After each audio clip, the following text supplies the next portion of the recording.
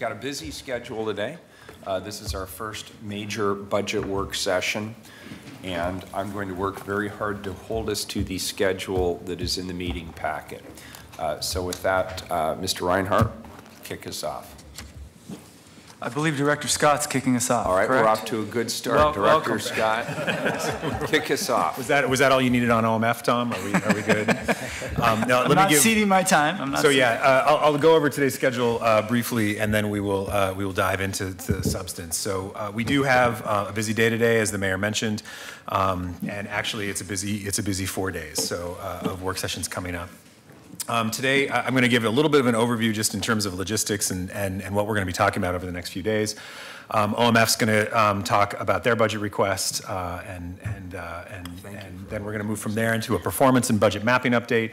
We're going to talk about the Portland Plan update. We're going to talk about citywide asset management, and then we're going to complete today with a discussion of the auditor's budget. Everyone at the table, the community advisors and council members should have binders. In your binders, if you haven't already gone through them, but you probably have, you will find there's some summary information in the front. There are CBO reviews in the tabs, and there's also Bureau presentation materials in the tabs for the most part. Some of the bureaus may be bringing presentation materials to this session, so as we go through the next few days, you may get, at the very beginning, some hole punch presentations. Go ahead and drop those into your binders as well. In terms of overall format, bureaus during these work sessions, these really are the opportunity for bureaus to talk about their requested budgets directly with council. They will be presenting requested budgets, but as we found over the years, these sessions go best when council and the community advisors engage in question and answers throughout. So please don't hesitate as questions come up. Just go ahead and ask those questions as we go. The bureaus know that that's likely to happen as they go through their overall presentations. And as I mentioned, sort of the overall goal is to have a discussion that really informs the budget conversations that are going to be happening over the next few weeks and months. And it's also an opportunity to request additional information from bureaus. So as things come up, and as you have additional questions, information that the bureaus may not have, feel free to put those questions into the record. We are keeping track of that, and then we work with the bureaus afterwards to compile that information and get it back to council in response to those questions. Very briefly, I'm going to have Josh talk a little bit about financial update, where we are today and where we expect to be over the next, when we get to the final forecast in April. And then, as I mentioned, we'll go through the rest of the schedule. And I'll have, after Josh is done, I'll have just a few comments overall about CBO's recommendations. Okay, thanks. Again, I'm Josh Harwood, the city economist in the city budget office. We updated the December forecast in February with some newer data, and not unexpectedly, given our financial policies for conservative forecasting, the picture does look a little bit better than it did in December. It still calls for a very modest $1.5 million ongoing cut and a little less than $25 million in one-time resources available. We will issue a final forecast in April. Right now, essentially what we're seeing is continued growth in our revenues, albeit at slower rates than we've seen over the last few years. And this is normal, and I would expect this. We're seeing this in the general economic picture as well. We're in a very mature spot in the business cycle, and so companies are finding, we're not having slower job growth because companies are having trouble finding workers. The ability to increase revenues has slowed a bit, and so that's essentially where we are. The big point coming up is April 15th, when people pay their business license taxes. That will be the determining factor on where we end up going into the mayor's proposed budget. I would expect that, if anything, we might add to that one-time surplus. The reality is that the business license tax growth has been historic in the last few years, and both myself and my colleagues at the county have looked into some of the underlying data, and what we're seeing is it being driven in part by one-time property transactions and real estate activity, and so those are the things that will slow the quickest when the economy does sort of slow. So that essentially creates a big one-time surplus, but doesn't really necessarily add to our tax base in the same way. So I'm happy to answer any questions about where we're at, but that's sort of the picture as we sit today. Very good, thank you. So with that, sort of setting the overall context for these conversations, as Josh mentioned, a $1.5 million ongoing deficit is not is really not very significant. It's about 1/3 of 1%, and I think if that was all we had to deal with in this budget, it would be relatively straightforward. You know, some trims around the edges. But I think what we know, having read through the Bureau requested budgets and having you know, sort of listened to the mayor's priorities as he issued guidance this year, is that we have a number of significant priorities and significant needs in the community, and I think that's really the frame to think about the conversations during these work sessions and over the next few weeks. That, you know, it's not just the $1.5 million shortfall; it's the other things, the new programs, the new priorities that we need to add. So if I could just add a brief color commentary, 2 sentences, 3 sentences. The cost structure is out of whack with the revenue structure. So we have a persistent shortfall. Costs are growing faster than revenues are growing, and the city is changing. So our priorities change, and new programs are waiting in line to the tune of, I think, $130 million in terms of ad requests this year. And so the bigger picture budget question is, do we back off of certain priorities from the past in order to make room for new priorities, while also trying to think about how to be more efficient in spending our resources so we bring revenues and costs into alignment? And we really struggle with that. Let's be honest about it. And this is the best revenue picture we're ever going to get, at least as long as we are all sitting up here. I think that's a pretty safe bet. So the question is, are we able to do those two things? Are we able to change priorities based on changing needs in the community, bring our revenue and cost structure into alignment, and then adding to that, are we prepared for a real economic down cycle? And this is what's keeping me up at night. I don't think we're at all prepared for that. And so that's going to continue to be a question that I'll have hanging over this entire process, just so you know. And I could not have said it better myself. Yes, You I have think to say that. Yeah. No, and I think that's exactly right, Mayor. And I think that you know, as we talk about going into this budget, it's really, I think, the intent, you know, behind sort of the guidance to bureaus to look for those 5% reductions.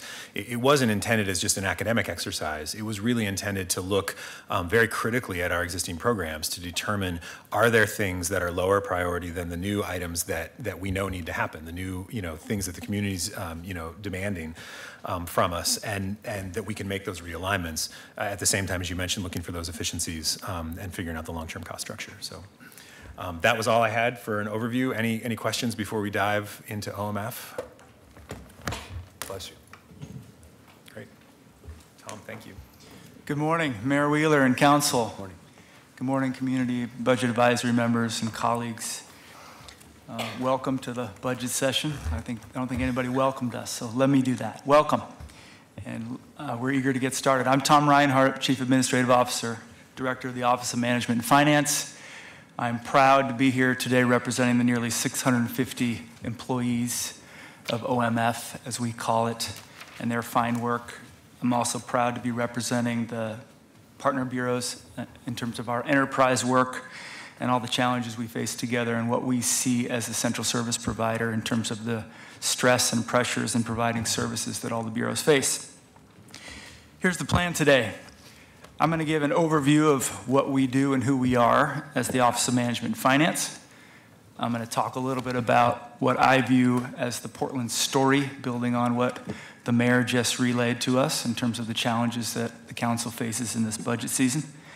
I'm going to put the OMF cuts and adds in a little bit of context in terms of our priorities. And then the Deputy CAO, Carmen Merlot, is going to walk through our cuts and adds, some highlights of them in the framework of our strategic plan. And finally, Robert McCullough from our OMF Advisory Committee will represent the public member's perspective on the budget. So with that layout, I also want to underscore that we take very seriously the honor of going first, and want to thank Mayor Wheeler and Andrew Scott and CBO for giving us this opportunity. We will gauge how well we do in terms of our performance today about whether we get invited back to be first next year. So we'll be waiting to hear what you decide on that. So let's talk about the Office of Management and Finance first and get grounded in who we are, what we do. So our purpose is to provide the essential city services, in effect serving those who serve the city. All the work that needs to happen, no matter what bureau or office you are in. Hey, Tom, just so you know, the city council can't see what's behind us, so just let us know if you're switching Thank you around for the on reminder. slides. As we're on that second slide, Thanks. our purpose. Thanks, Mayor. Now we're on the third slide. So I want to walk through just a quick reminder to people about the way OMF is organized and what services we provide. Bureau of Human Resources, provides all the people work that we need day to day. Benefits, site teams, classification and compensation, labor relations, payroll, employment and outreach work. Many people understand that as recruitment and retention and training. Cyril DeSummers McGee is present to answer any questions you might have about BHR. The Bureau of Internal Business Services manages most of our hard assets, facilities, fleet. It also does risk management, printing and distribution, and the surplus property program. Brian Enge is also present in case commissioners have any questions about BIBS. The Bureau of Revenue and Financial Services is led by our Chief Financial Officer, Jennifer Cooperman. Debt, accounting, treasury services, procurement, and grants are among its key services. The Bureau of Technology Services, all those mini computers that most of us carry around, desktops, laptops, software, information security, customer service in terms of all the technology, and a lot of other invisible things that we hardly understand about technology is BTS's responsibility. And finally, the Office of the Chief Administrative Officer, my office, the business operations team provides budget and strategic support to all the OMF bureaus. Our strategic projects and opportunities team works on key citywide projects of multiple bureaus and city council priorities, the Spectator Venues program, and the communications team. So that's the overview of what we do each day to make the city work.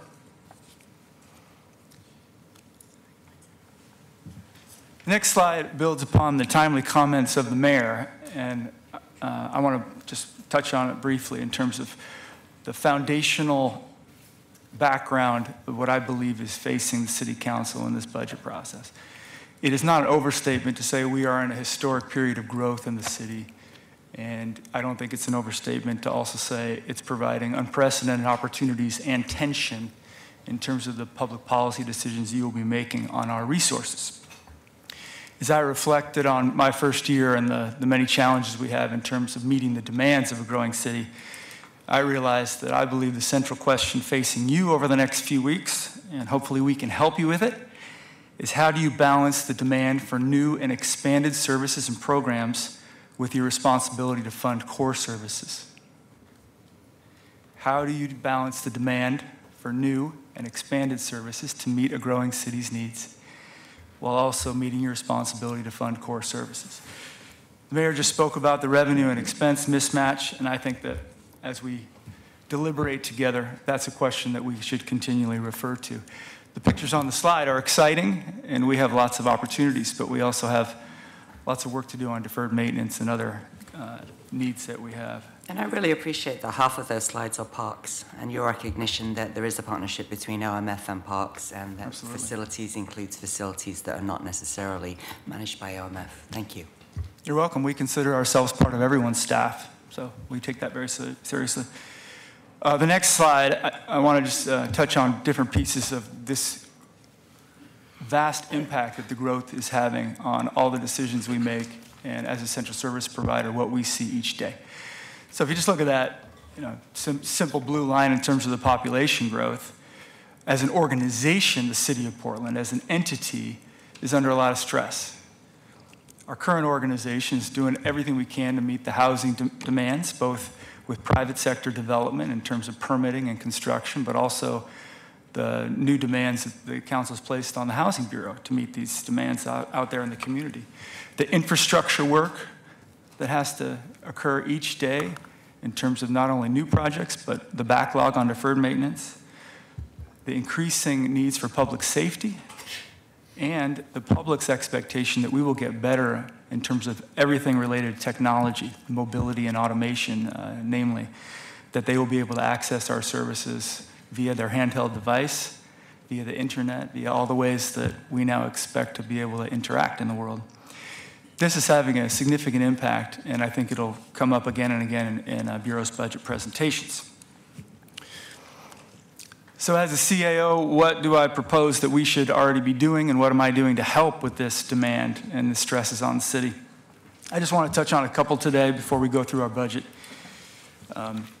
I pulled that quote from my job description just because I thought it was a helpful reminder to me and for my team about what we should be doing to help council and bureaus more efficiently and effectively manage the city. And I'm going to touch on three actions we are going to be taking, and I've been in discussion with the budget office and many of your offices about these over the last several weeks. So one key lesson is the 5% cut scenario that we have just undertaken has provided some significant wake-up calls, I think, across the city about what it would actually mean to take a 5% cut. So my own staff's analysis was that anything beyond 2% would significantly reduce expected service levels out in the community. Therefore, we are proposing that we take a more enterprise approach throughout the year and towards the next budget cycle on how we view the budget. It's one thing to ask each bureau and OMF and all the bureaus in the city to look at cuts within their own bureaus and ads. It's another thing to look across horizontally and say, council has key priorities. How will we reorganize our services, stop doing some things that we might be doing, reprioritize across the bureaus to get the priorities fulfilled? What do I mean by that? One example that we have is that in technology services, we see a variety of budget offers and packages throughout the city. We lack a central way of saying, in order to meet council's priorities and community priorities, what's one technology proposal that can do that? Where should that be funded? Where does it land? Instead of seeing dozens of different packages, how do we get to a spot where we actually have a unified approach that isn't just going down, up and down, but across the bureaus? On asset management, we've made a lot of progress on this, and I'll touch on this later, but we could do that in that area as well. And I'm happy to report that over the last year, our bureau directors' meetings have really moved in a healthy way in terms of being able to have these conversations.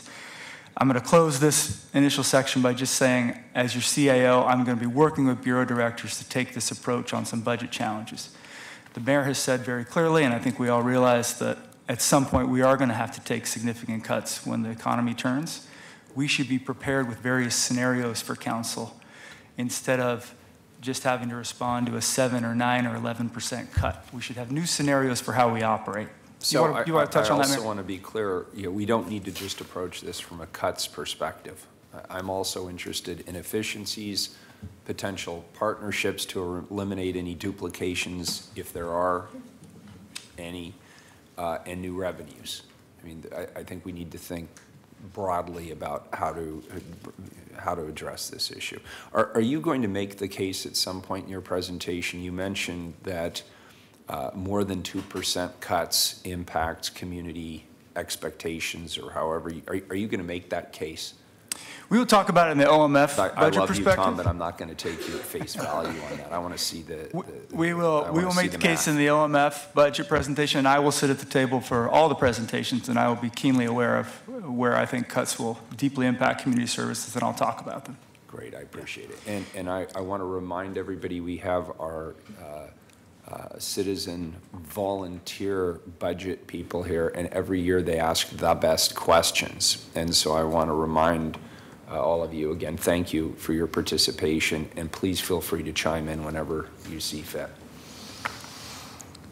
Bullet point number 2, replacement and major maintenance reserves. So one of the key points from my excellent staff's analysis of the budget recommendations, as well as the fine work that CBO did in the performance management report and its own recommendations, is that we have a lot of work to do as a city in terms of the way we budget for reserves for replacing our equipment and keeping adequate reserves for our facilities. In short, There are going to be lots of bureaus that come in front of you for one-time funding, and the reality is we should have been putting money away over several years, knowing that we were going to replace equipment or actually have to update or upgrade and maintain buildings.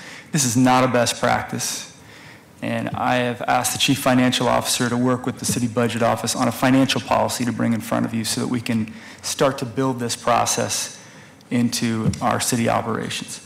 I've also Tom, looked could I just give two quick Please. examples of that to give a narrative to it or draw a picture? The City Council had a very uncomfortable vote earlier this year for, it was a $2 million request for bullets for the police bureau. And for obvious reasons, the optics on that weren't particularly great. And my question to the police bureau was, why are they not reserving for something like this rather than coming to the City Council every couple of years and saying, guess what, we're out of money for bullets?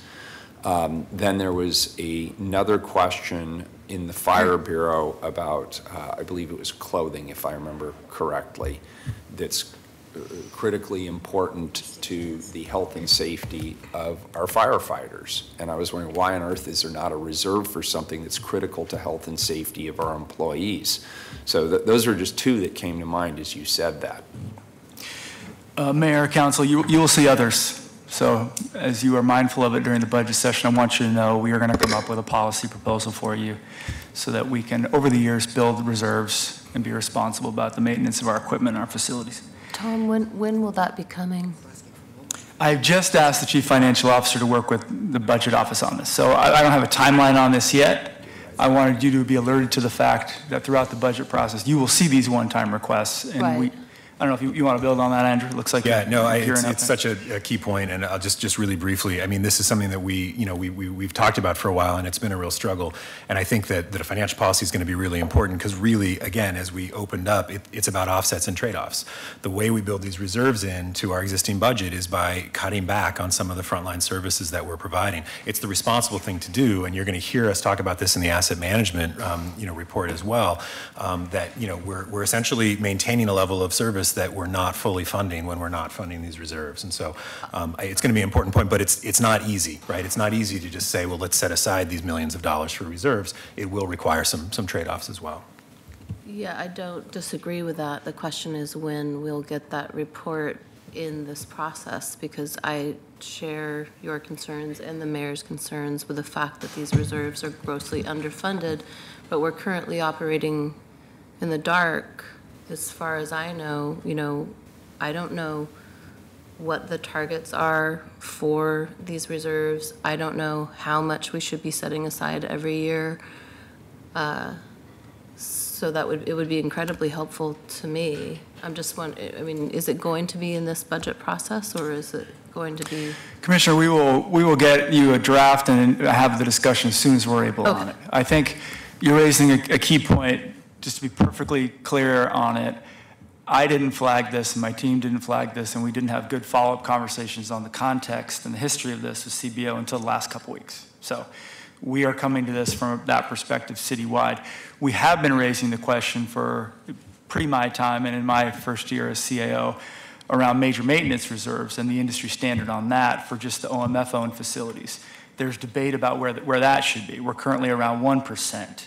We believe we should be closer to 3%. So there's work to be done too on council directive on where we should be and how long it should take us responsibly to get to those reserve levels, because that's also clearly going to be a part of this conversation. But to be fair, we've had asset management updates every year that I've been here. And every year we know that we're not spending nearly as much as we should be on ongoing maintenance. Every year I've put in a new request for increasing the maintenance for parks. We have doubled it in the time that I've been Commissioner, but it's still less than $2 million, which is ridiculous for the amount of facilities that we have. And even this year, although we're getting more major maintenance money, it's already been allocated, according to the CBO, for something that we think is more urgent. So it's not going to go into a reserve. So the problem has been known for a long time. The challenge is finding the money to put into those reserves. And the answer, do it from within bureau budgets, then what do we cut? I agree, it'll be a difficult conversation. Thank you. Lastly on this slide, and I appreciate the engagement on this one, my kids last night were not nearly as engaged when I practiced this presentation. So, They told me it was decent, which I'll take it from them. Wow. Capital budgets and planning. City, building on Commissioner Fritz's comments, the city's made a lot of progress on this over the last several years, and credit is due the infrastructure bureaus and the city budget office on this. We are doing a better job at planning. We are doing a better job sharing information and best practices with the city asset managers group. What I'm raising here and asking our deputy CIO to lead with CBO and infrastructure bureaus is an incremental approach to build on this success and move towards an overlapping or integrated citywide capital improvement plan. Our sister cities in Vancouver, British Columbia, and Seattle, and others up and down the West Coast have really done an excellent job at looking at the ways these plans overlap, taking advantages of economies of scope and scale. And we have good first efforts at this. Bureau of Transportation and Environmental Services are looking at locations of the city together and leveraging their assets. But we have a ways to go to mature this process. And I'm excited to report to you that everyone's up for this. Folks know we need to get better. And we have all the confidence in the world that Deputy CAO Merlot and the team will do a great job with recommendations. So I want to tell you that the infrastructure challenges that I identified at the outset, that you know about each week in working with your bureaus, we're going to have a proposal for you in terms of improving that and getting cost efficiencies and doing a better job. So, getting off that slide finally, thank you for your patience. The impact and the impact of the growth that I laid out and how it's going to impact the OMF priorities 2018 to 2020 is what I just want to touch on before we start to dig into our budget. So each week, since our bureaus are dealing with this in terms of how to respond to the exponential increase in service demand from our partner bureaus, whether it's Parks and Recreation or Transportation or Water, or the Office of Neighborhood Involvement, be who it may, we have really focused on looking at how can we be of best use. So this slide, in terms of the OMF 2018-2020 priorities, you will consistently see from us, we're going to try to preserve and strengthen these core capacities so that we can get this work done. So recruiting and onboarding employees. Right? We have thousands of employees. We have lots of impending retirements. How do we recruit, train, and keep the best people? Contracting and procurement, we are setting records for how much we have to get out the door each year to build and maintain this city. We have to do a better job at making sure that the contracts actually move and that we hold people accountable for our goals on those contracts. As I've mentioned a couple of times, state-of-the-art technology solutions. Everyone wants more, faster, and better. We're going to do as much as we can to convince you to invest in technology, and we're working hard with the bureaus to get agreement on what that is. Talked a lot about asset management, revenue collection. We are firm believers that we should be spending as much as we can to get that marginal next dollar. I think you'll hear from Robert McCullough at the end a little bit about that as well, because he's been consistent. And finally, we are going to continue to focus on leading enterprise initiatives, the work that one bureau or entity in the city can't accomplish by itself and needs help, augmentation in project management and support. We're going to continue to build that capacity because as the city grows into a major city, we're going to need more of that. So lastly, before I hand it over to Carmen, I want to just make sure council knows a couple things about our customer outreach. It isn't me, it's someone else. I apologize. It's okay. It's my cue to hand it over, Rob. Nice touch, All John. right. The customer outreach is challenging within the Office of Management and Finance, and I want to talk about that. We work very hard with an excellent advisory committee. We have built upon the budget note you gave us last year to do an analysis with the customer bureaus on what we do and how it should be funded, particularly on the general fund side. The Bureau of Technology Services has a very extensive outreach effort in terms of its stakeholders on what people want to purchase or what they want to advocate for.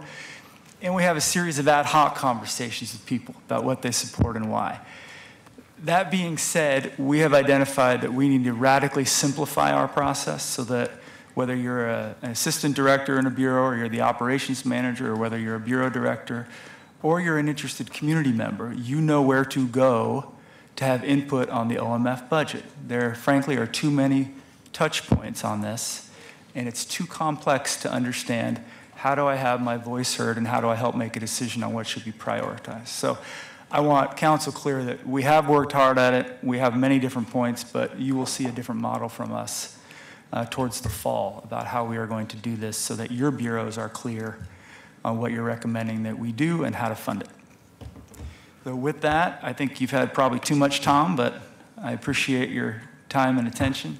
Of course, I'll be here for questions, but I'm going to hand it over to Deputy CAO Merlot to finish it off. I have to say, I'd never had this kind of crowd for my PBAM budget presentations. So earlier this year, OMF completed its 2018-2020 strategic plan. You heard from Tom about some of the external drivers that inform the development of the strategic plan goals.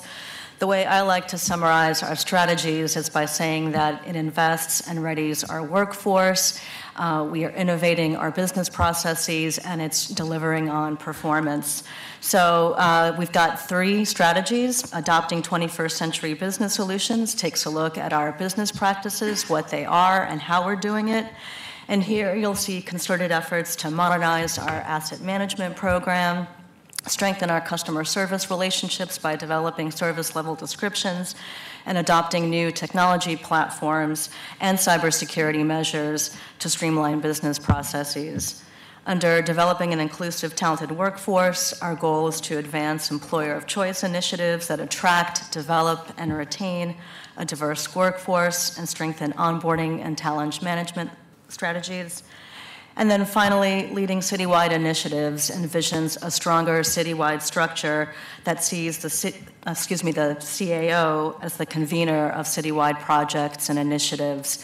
We reached a fairly significant milestone last year when council and bureau directors signed a charter approving the major city projects, and those include the 311 Customer Relationship Management Program, Mayor Your Build Portland initiative, and permitting reform. And then it also includes, of course, the reconstruction of the Portland building. Tom, as well, is leading a group of city leaders to advise council on enterprise risk management. So that'll take me to our, finally, decision packages. OMF submitted 58 packages. Tom asked me to go through them one by one in detail. Kidding. We're certainly happy to answer any questions you have, but I wanted to focus particularly on packages, Mayor, that not only speak to your budget priorities and budget guidance, that also help advance our strategic plan goals. So I've picked a few that I think do that. First, with BHR, we've heard from bureaus that hiring takes too long and not enough outreach is being done to recruit a diverse workforce and build relationships with community organizations that can help develop a pipeline of diverse and talented candidates. So this first package adds 3 human resource analysts for employment and outreach. This would essentially replace funding for 2 current interagency funded positions with BDS and PBOT, and adding a 3rd position. Doing so gives BHR greater flexibility to distribute the workload assignments more equitably and efficiently. The next is an ad package to address immediate response cleanups for homeless camps. OMF requested $1.5 million of ongoing costs to respond to the increase and the frequency of immediate cleanup requests. Of particular note, it changes the funding source from interagency agreements primarily with property-owning bureaus, and here we're talking about parks, BES, water, and PBOT, and instead moves it to general fund discretionary. We asked for $1.5 million ongoing, and CBO's recommendation was for $500,000 one time. Given that we've already spent to date about $1 million, we can see that it's clearly not going to be able to meet the demands in future years. In keeping with your guidance that all revenue-generating programs be held harmless from reductions, the Bureau of Revenue and Financial Services submitted a suite of packages that fund tax collection specialists to maximize revenue from income tax and utility franchise fees. One caveat to note here is that the Bureau of Revenue and Financial Services submitted a package for 5 tax collection specialists for 3 years, and CBO recommended 3 for 1 year. While the City Budget Office mostly did not recommend cut packages from the Bureau of Revenue and Financial Services, there are a couple of exceptions that I do want to point out because they do impact our ability to meet social and digital equity goals. BRFS submitted an ongoing cut package for a senior administrative specialist position whose work does directly support social equity programs. There were also ongoing cuts to external materials and services for both the minority evaluator program and the program, the prime contractor development program. CBO took the ongoing cut but did provide one-time funding as a stopgap measure. And then the other package, if taken in full, would cut about $72,000 from our existing contract with OpenSignal. And we do have representatives here from OpenSignal if you have any questions about that. And then finally, I would like to thank CBO for their recommendation for a bundle of Bureau of Technology services packages that directly address data security of mobile devices and which improve the operational efficiencies in deploying all of our city phones, tablets, and other mobile devices and improve the life cycle replacement of our PCs and laptops by expediting the replacement cycle from 5 years to 4 years. All of those cuts were very heavily favored by our customer service bureaus. You want to introduce Robert? Any questions? So that's a very quick snapshot of our packages. Go ahead. Oh, go ahead. I saw some body language on questions. Do you have questions on that? Okay. Great. So there is a policy question here around immediate response cleanups. And so let's put the policy question aside for the moment, whether people are for it or against it. But factually, the number of camps we have cleaned up, and I want to be very clear, they're mostly abandoned camps, and they are either public health or environmental risks, has gone up dramatically just in the last year. So this is an example of an issue, in my opinion, where the dynamic is changing, the expectation of the community is changing, and yet the way it has been proposed we fund this is with a reduced expectation over even what we spent last year in one-time only money. So how does this get at the objective that we laid out right up front about responsibly and sustainably funding things that are clearly expectations of the community? You're putting aside for the fact that people may just say, I don't like it, I want to zero it out. That's a legitimate position for somebody to take. But if you believe it should exist, how is this consistent with those objectives? Well, I think the question goes to the CBO. It does, yeah, I'm sorry, it does. Yeah, Andrew. Yeah, I'll have Katie talk a little bit about sort of the recommendation. Again, just sort of putting the overall context. I mean, I think it's worth saying that every cut we took and every ad package we recommended was, sort of searching for that balance in terms of what the initial cut would be to fund it. And I think with this package, Mayor, you've correctly identified there is a level of service question. What is the level of service that the city wants to provide in terms of cleaning up these campsites? And then there's the question of how we pay for it and whether that comes from general fund dollars, and the more general fund we invest in this, the less we invest in other things, or whether it comes from the bureaus that own the land, which really the trade-off there is just what those bureaus do, the services they provide, providing less. So I think I do want to sort of differentiate, but Katie will talk a little bit about sort of the CBO recommendation.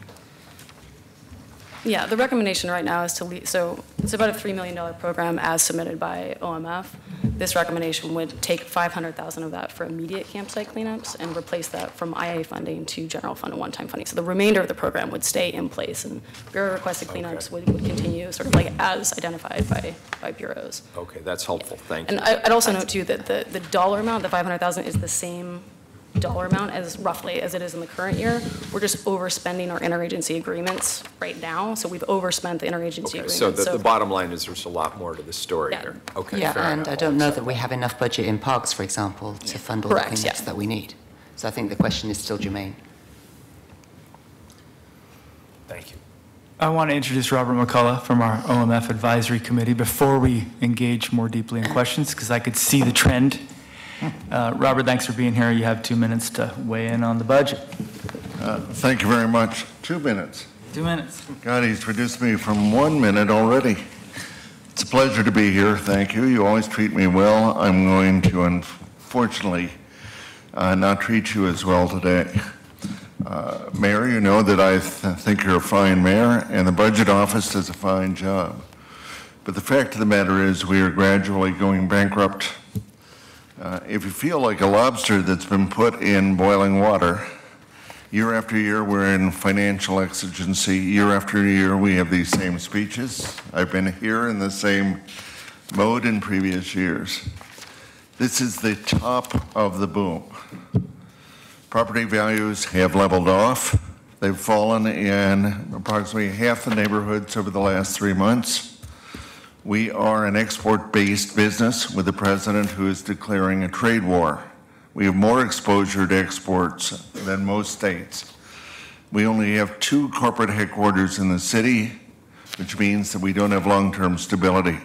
You know this. You've lived through it. In fact, I'm looking at Commissioner Saltzman who's saying, I know this, but we aren't paying attention. So I'm going to focus on just 2 of the ad packages because they are critical. We are not collecting our taxes. Our staff is doing an excellent job, but there are not enough of them. You've recommended 3 out of 5 staff positions. Let me be very blunt. There is nothing glamorous about tax collections. It is grueling, it is boring, it is labor intensive. You've recommended 1 year. We've been behind on tax recovery for many years. We have very little increase in overall tax collections coming out of one of the deepest recessions to one of the biggest booms. We need those 5 positions. Number 2, the IRS database allows us to catch people who don't pay taxes. We fund it year to year. It is very inefficient to take major tools on a year-to-year basis. In fact, it's self-defeating. So as you hear that water bubble around you, you have to face up to the fact that we have to collect all of the taxes to keep afloat. In fact, keep afloat is a mixed metaphor. To climb out of the pot before we're eaten, because we are on that path. So, did I make my 2 minutes? Good. Thank you, Dave. Thanks, Robert. Appreciate it. And could I ask one follow-up question of course. Mr. McCullough? So just to be clear, the IRS database is critical in your mind because we use that to cross-check payments for the business income tax. Is that correct? Correct. And the arts tax. We don't have any way of knowing who is paying their taxes or not paying their taxes. But the IRS database is the critical tool because we can cross-check. And we're doing it now. But we're doing it inefficiently on a year-to-year basis. That has to be a solid base tax collection tool. Mayor, if we could just have And 30 Denisha seconds. has a question. Oh, I'm sorry. Well, let's do Denisha. So assuming that they successfully collect taxes, these are self-sustained positions, right? The yield on these positions is enormous. I mean, the fact is, if we catch just a few scofflaws on the business tax, we would pay all of these costs. It is an amazing rate of return. So with that, we're open for questions unless, I'm sorry, unless, I just Katie, want do you to have talk a something? little bit about this, since you brought up the specific 5 revenue positions. Yeah, I was just going to talk a little bit about the recommendation. So for the ad tax collection staff, so it's 5 positions, 3 of which are tax collection specialist 4s. There's 1 tax collection specialist 5, and then 1 business systems analyst. So, and sort of the rationale for, as I understand it, for asking for more FTEs because the compliance rate is expected to sort of decrease, right? So this is about preserving the existing compliance rate and making sure that it doesn't fall. Our understanding was that the sort of driving rationale for that is because there's an increased customer workload with the increased number of business license tax accounts. So it's tax document entry, it's customer service workload. So we are recommending the 3 positions that are most directly related to that body of work. In sort of an environment where there are limited resources, we didn't see as direct of a connection between sort of the workload described and sort of preserving that compliance rate and the other 2 positions. And then on the IRS data exchange, I would just say that, that program had some sort of late-breaking improvements late last fiscal year, and so, it does seem to have a positive ROI in the current year and going forward. We are recommending it one time, and again, because of, sort of limited resources, but also because that program will eventually be a part of the integrated tax system that's going forward. And so we don't have a whole lot of clarity right now on the ongoing resources that would be required to maintain that system under the integrated tax system. So that's another reason for the one time. When would we know that? That's probably a question for the Revenue Division staff, but I understand the integrated tax system is coming online in roughly 3 years. That's the current estimate. 3 years. Okay, thank you. Is that a federal thing, the integrated tax effort? No, that's just an improvement in our current system, so going from BLIS to an integrated tax system. And they're considering using a sort of benefits-based financing model, so the ongoing costs for that program is just not clear to us at this point in time. So we're in favor of the program. We think it should definitely stick around, and it's very important. Rob? Yeah, is there a difference in cost in doing it year to year versus doing a multi-year contract? You can do things year to year because it gives you more flexibility, as you're saying. If there's not a difference in cost, I understand that part of the argument has to do with stability, but it's not the expectation that you're going to change products because it's not effective. You're saying it does have a positive ROI. Yeah, I would say that, there's probably some lack of certainty for, the Revenue Division, right, having to be funded on a one-time basis year over year, but I'm not aware of any cost inefficiencies, but I'll let Thomas to speak to that. The primary problem with, thank you, Thomas Lanham, Revenue Division Director. The primary problem is exactly that, right? We've had 5 years of one-time funding on a program I think we all agree is net positive ongoing. And so, just staffing the function is a real problem in this economy, especially with unemployment the way that it is, attracting talent, retaining talent in those positions that are key to keep this program up is a real problem. So that's the primary issue. In terms of the ongoing workload in 3 years, 4, we don't have an actual timeline yet for the integrated tax system project, which you've funded to get kicked off.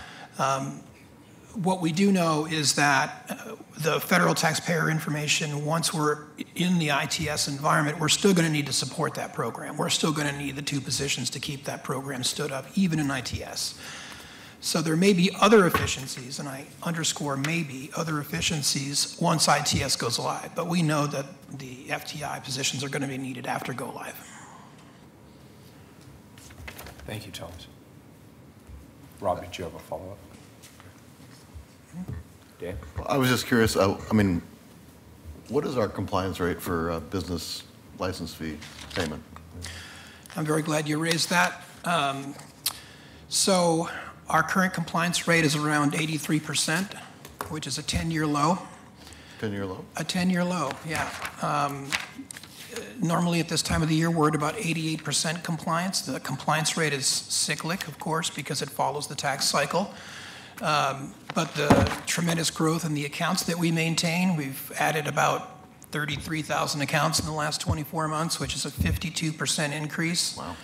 Not all those accounts are performing in terms of actually collecting revenue, but we have to follow up and verify exemptions. We can't just, not do the work even just because there isn't a check attached to it. So that additional customer service work is actually what's dragging our current collection staff away from collections and compelled to do the customer service work first. We can't not answer the phones. We can't not enter tax returns. So we're seeing the impact now of that lower compliance rate.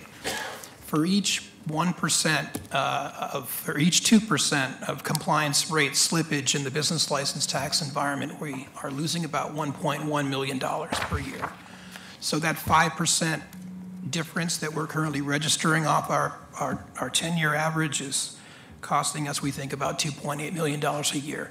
So the full package, the 5 positions, should help us narrow that, and we've offered to CBO a methodology to measure that, so you will have assurances when we come back next year that your dollars were well spent. Thank you. I have a few questions. We're open for any and all questions, and other OMF directors are present, so we can call up anyone that we need. Could I get some clarity on where we're at with Open Signal? Thomas, you want to stay or Jennifer take that one? Well, I think the question, though, is why are you proposing big cuts to Open Signal? Well, in keeping with the mayor's guidance to keep revenue-generating programs harmless, these were the only programs available in the revenue division where cuts could be taken, so. Okay, but leaving aside the fact that we're hopefully going to get it out of the revenue service, I'm assuming your question is concern about cuts to Open Signal. Yeah, I mean, I read the recommendation, and I guess I'd like to hear from them, and I'd like to hear just the rationalization for the cut, which maybe that was it. Commissioner, hi, thank you. My name is Natalie Sept. I am a Director of Government Affairs for Open Signal. I'm a lobbyist of the City of Portland, registered with the City of Portland.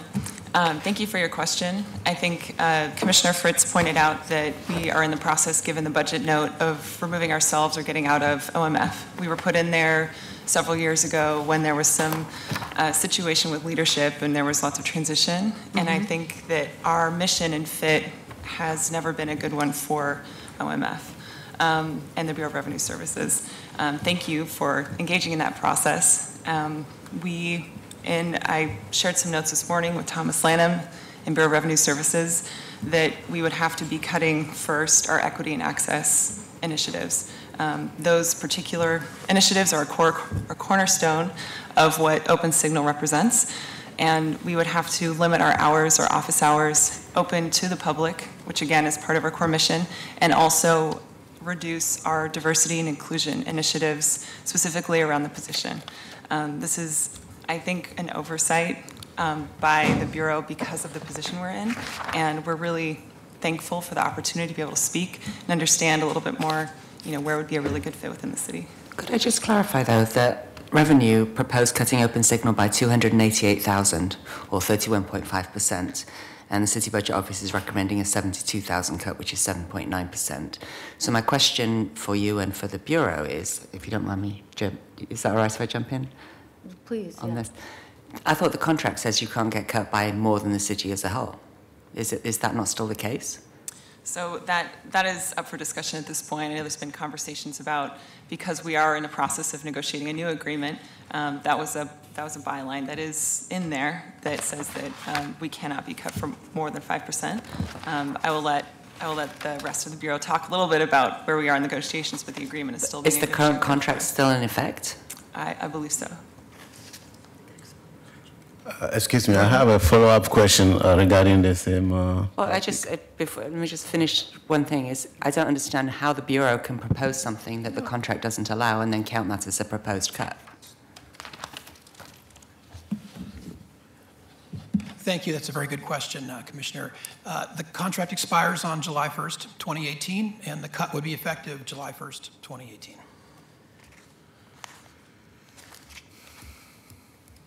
Tunisia. I have two issues with this cut. I'm a little familiar with Open Signal since I used to work there for 4 years as a development director. Before that, program development director. In that amount of money cut the ability to do the work, period. I know Open Signal received funding for capital that we can't cut because it's part of the contract. But then you can't do anything with that capital equipment if you don't have the staff. So it's pointless. You could even put at risk what we're doing right now.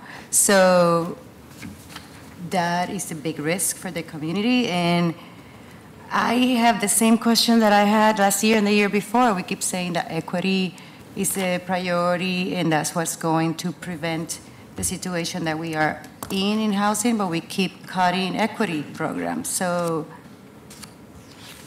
I just don't know how this is going to get us at a better place. Could I ask a question as well? Do you also receive funding through RAC? We receive limited amount of funding through RAC, but it's for separate programs that we are able to run by leveraging city funds. I'm sorry, I interrupted Director Dessou. Do you want to? Yes, thank you. It's a question to follow up on your questions. have you determined the extent of the cut on digital equity for communities?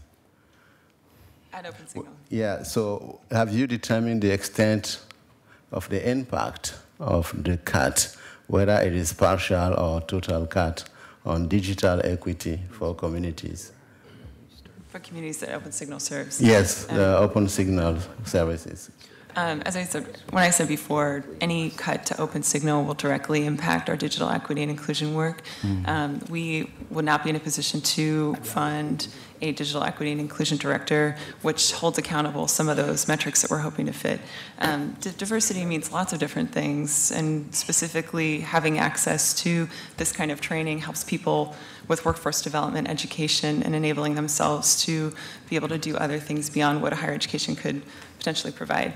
Access is a cornerstone of what we're trying to do, and unfortunately, because of what Danechka pointed out, because of our capital funding and what our city contract says, anything outside of what we're providing to the city is something that we're excited to do and fits with our mission, but would immediately have to be cut. It is directly in line with one of the priorities of the mayor to have equity and inclusion, but unfortunately, with any cut, we would have to cut that first.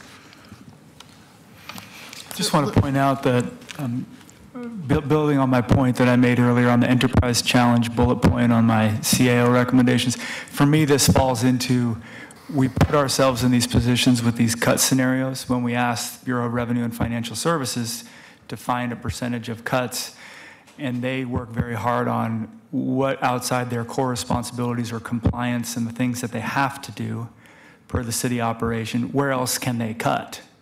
So we kind of force ourselves into these discussions instead of, and I believe we're not there yet, but we're starting to talk with CBO and others about, we could have a different approach across the enterprise to say, we're not even going to have certain discussions because of the priorities council have laid out, and we're going to have aspirational goals, and yet we have asked bureaus, and not just within OMF, but others, to come up with a percentage cut that is going to prompt these conversations throughout the process. Yes, Commissioner Fritz. I think that the question is within the Office of Management and Finance, which is what we're discussing right now, if we hold harmless the equity program, if we hold harmless revenue, were there other places within OMF that could then propose other cuts?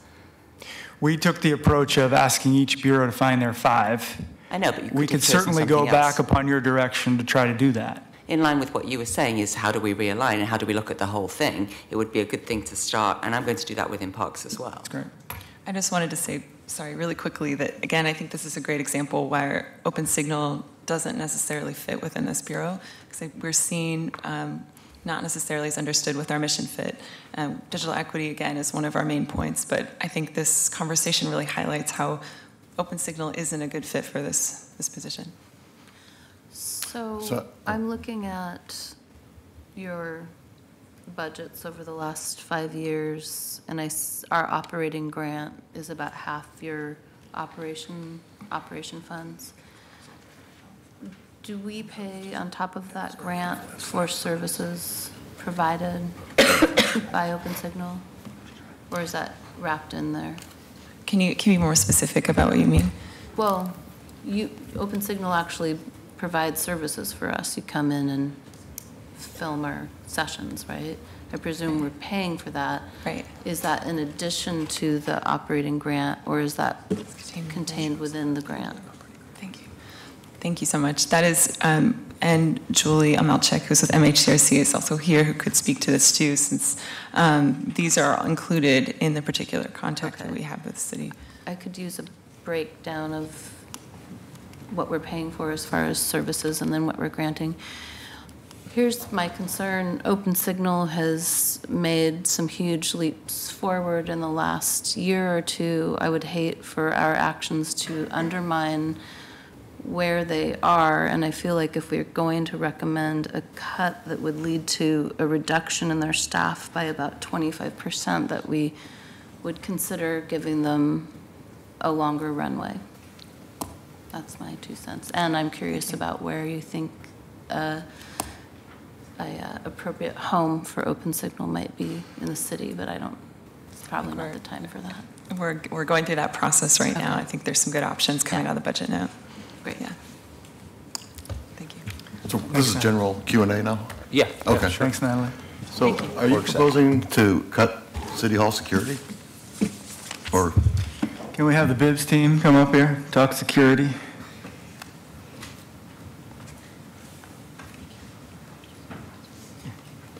While they're doing that, are we going to hear from the CBO on their recommendations? Only if you ask them. I want to hear from CBO on all their recommendations. And I have follow-up questions too, before or after that. So, Rob, just in the interest of time, is there anything, I mean, we can talk about anything specific. It's about a 50-page review. Just on the things that you want to cut and add to.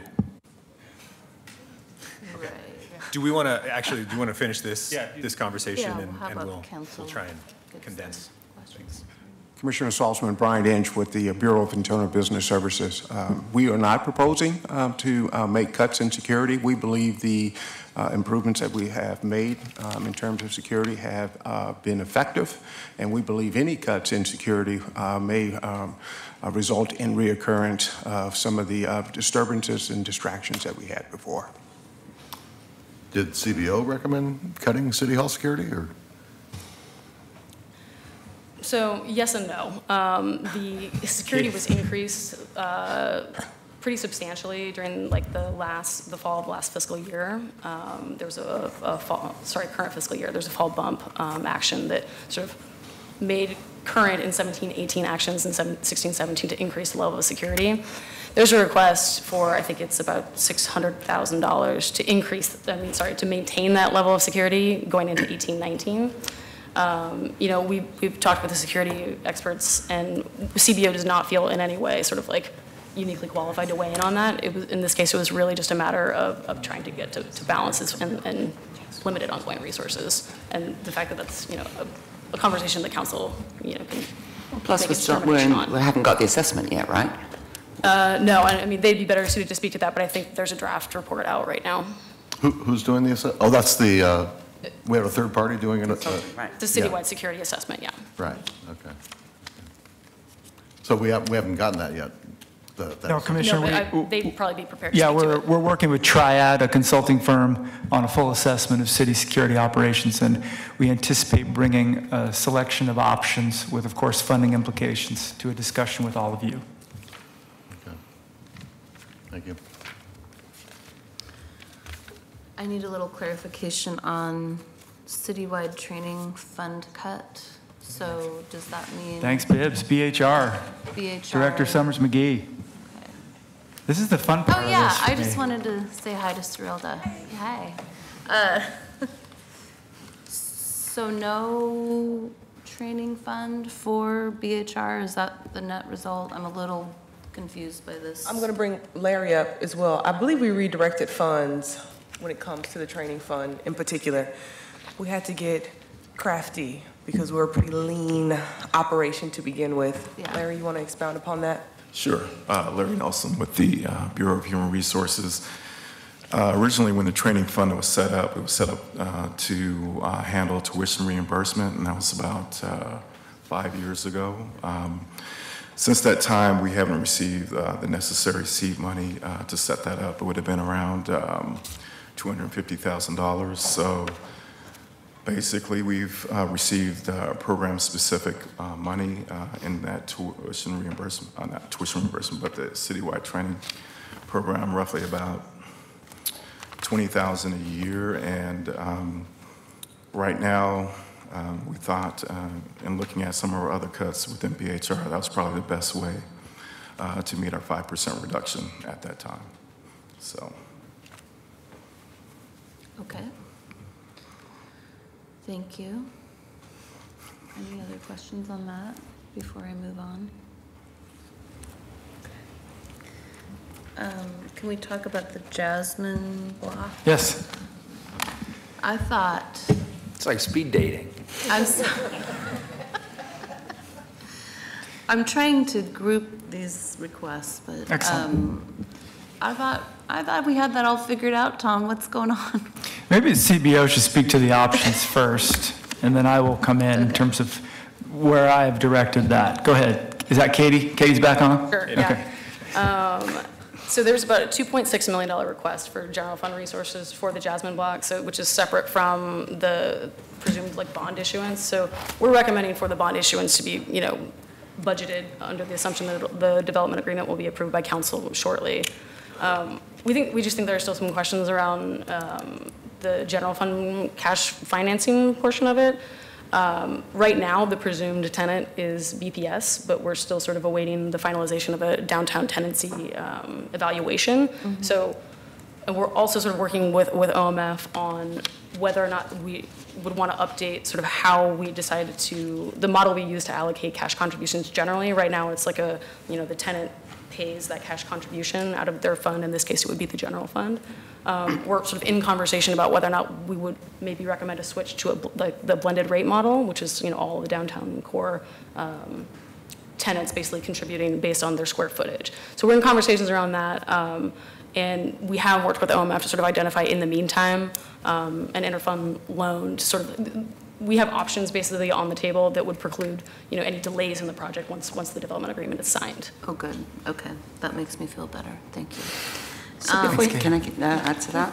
I think we do need to have a discussion about what are we going to do with the facilities needs, so the occupation of the Jasmine block, and also there's a $22 million ask, and 2.6 of that is general fund. So where is that money coming from, and what are we using it for? That's, we have a commitment to PSU, but we also need to have, I think, a policy level discussion is what we're going to use our share in that building for. Yeah, and Katie just tried to outline that we have various options for funding it. Council has directed us to participate in that deal, and we are. We're still just working out where does that contribution come from in terms of the cash, the financing up front. We are finishing a whole study of where people are going to go downtown.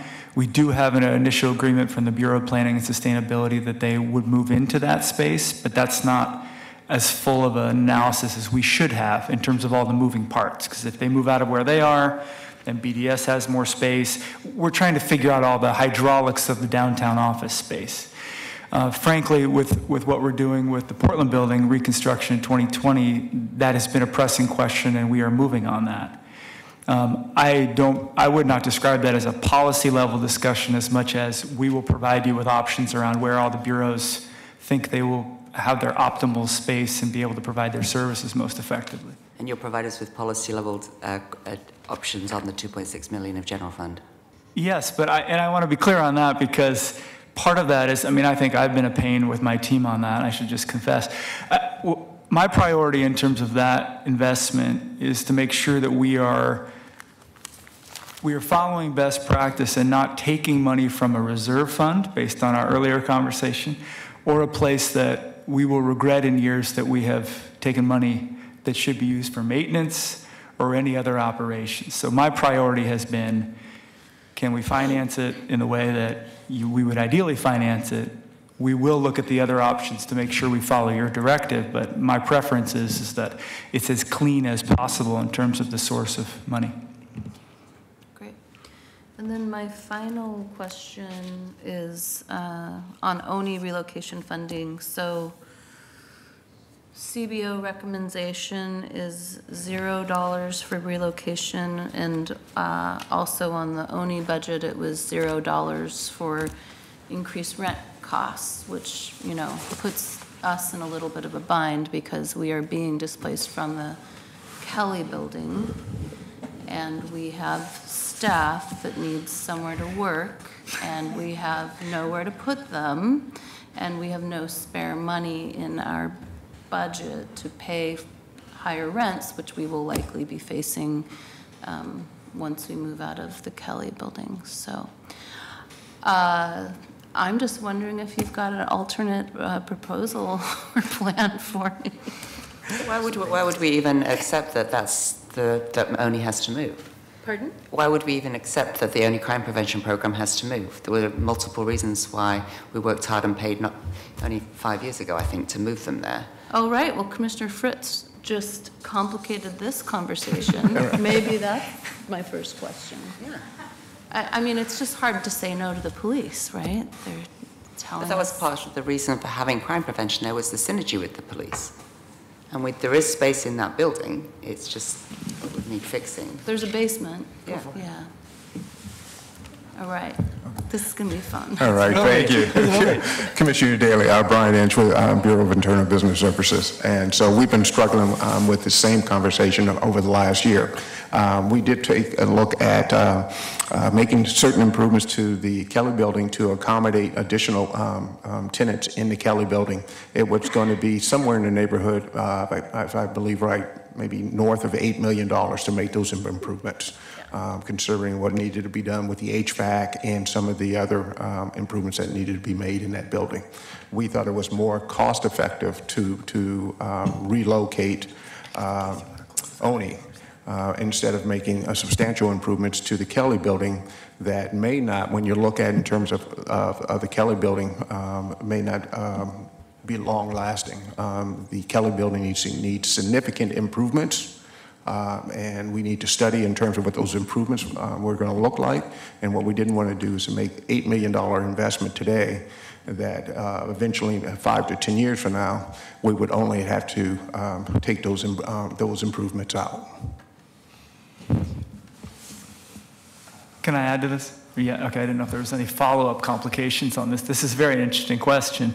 I want to reinforce with council that there were a lot of really important points in the CBO's recommendations on space planning. We agree, and this reminds me of a conversation I had with Chief Outlaw last week in which I said to her, in my role, our team should be able to tell Chief and her team what year we will be able to move their operation if they want to move their operations. We do not have a 10, 15, 20-year plan on city office space, and we should have one. And that's what we are working on. What we have forced our team into over the last year that I have been here is ad hoc needs. What can we do now? We have a need, let's move people. This is not the way to run a multi-billion-dollar enterprise in terms of space. So thank you to the Budget Office for reinforcing that. We agree, and we are going to put together a plan. It won't mean that this is less difficult in terms of the decisions, and I'm going to need your help when I tell people that's year 7 or that's year 5, because that is hard for people to hear too, as they are facing their own needs in terms of expanding a team or wanting to move to another part of the city. I can see the mayor wants to get in on this. Yeah. Okay. But I hope that's helpful, because I think that's what's laying behind this question and other questions around space.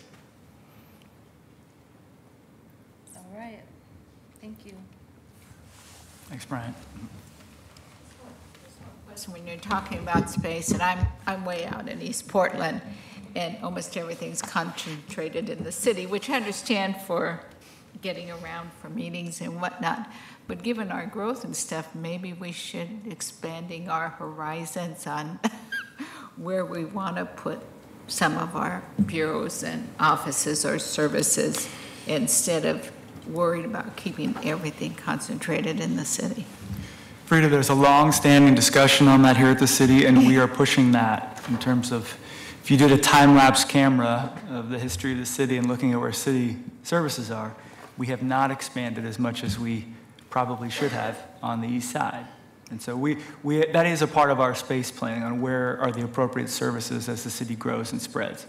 Yeah, I just know because East Portland has, 26% of the population that's used now. Most of them are immigrants and minorities that need those type of services out that way, not downtown where they have to come, and often they don't have cars, so they're stuck with transit, and that we should be looking more at that as you're doing your planning. Absolutely. I understand long-range planning. So.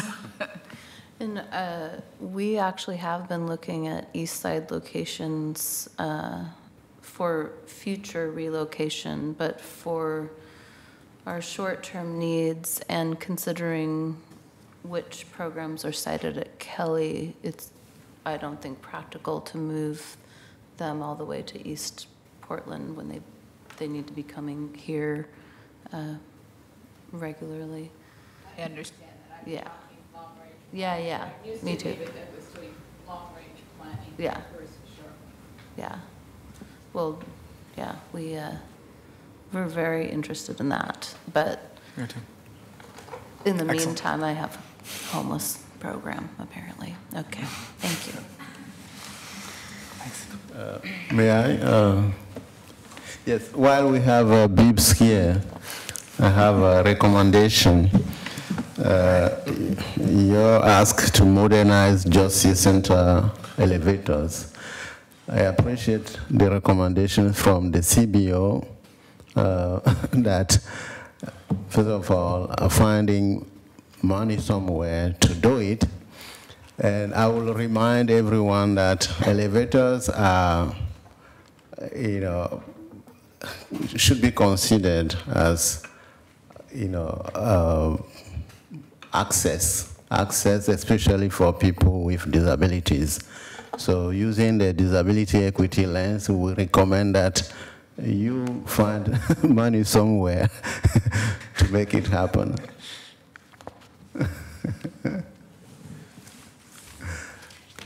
I don't, Kofi, I totally agree with you, and that's why we submitted the request for general fund funding for the renovation and improvement to the Justice Center elevators. It's high priority for our ADA transition plan, and so that's why we submitted it, and we continue to submit it. I think this is the second time we've submitted this request. And unfortunately, it just has not made it to, risen to the top in terms of the other city needs. But we will continue to press and request for funding for this particular project. So could I also suggest that this is a good opportunity around the civic infrastructure component of Build Portland, that access should be part of that conversation? Mm-hmm. Absolutely. Absolutely, And it gets to the capital improvement planning process too. We need a thoughtful capital improvement planning process that dovetails with the Build Portland resources as they come online. Mayor, the I mean, it's almost unfortunate that Kofi has to sit here and ask for this. Mayor, the elevator project was considered under the Build Portland project initiative, but was not funded for this go-around at least. And I understand that, but it would be helpful if we have the capital improvement planning process to say, in year 4 or 5 or 6 or whatever, I'm just pulling that out of the air, but we'd be able to lay this all out and figure out what the capital improvement needs are and dovetail them with the resources that are coming online. Okay. So it says the elevator issues primarily affect police bureau staff on floors 11 through 15. The elevator just doesn't like to work between those floors. That's very perplexing to me. Does anyone know what's going on? I can clarify that. The central precinct is on the first floor, and then it's a condo agreement that we have with the county, so our staff is on floors 11 through 15 on the first floor. That's why it's written that way. Oh, okay. So are people having to walk 11 to 15 floors to get to their jobs? And if they can't, what happens? I mean, I can't imagine how this wouldn't kind of rise to a priority level need. Yeah, Commissioner Udaley, and I don't know the exact number of elevators there. Four. Okay, but what happens is that we'll lose maybe 1 or 2 are down, and then what you have is this wait. Traffic jam, yeah. Okay. All right. I just want to add one other thing to the conversation, and that's that I think part of this too is sort of like, the transition that, facility services is in right now and sort of improving their asset management program.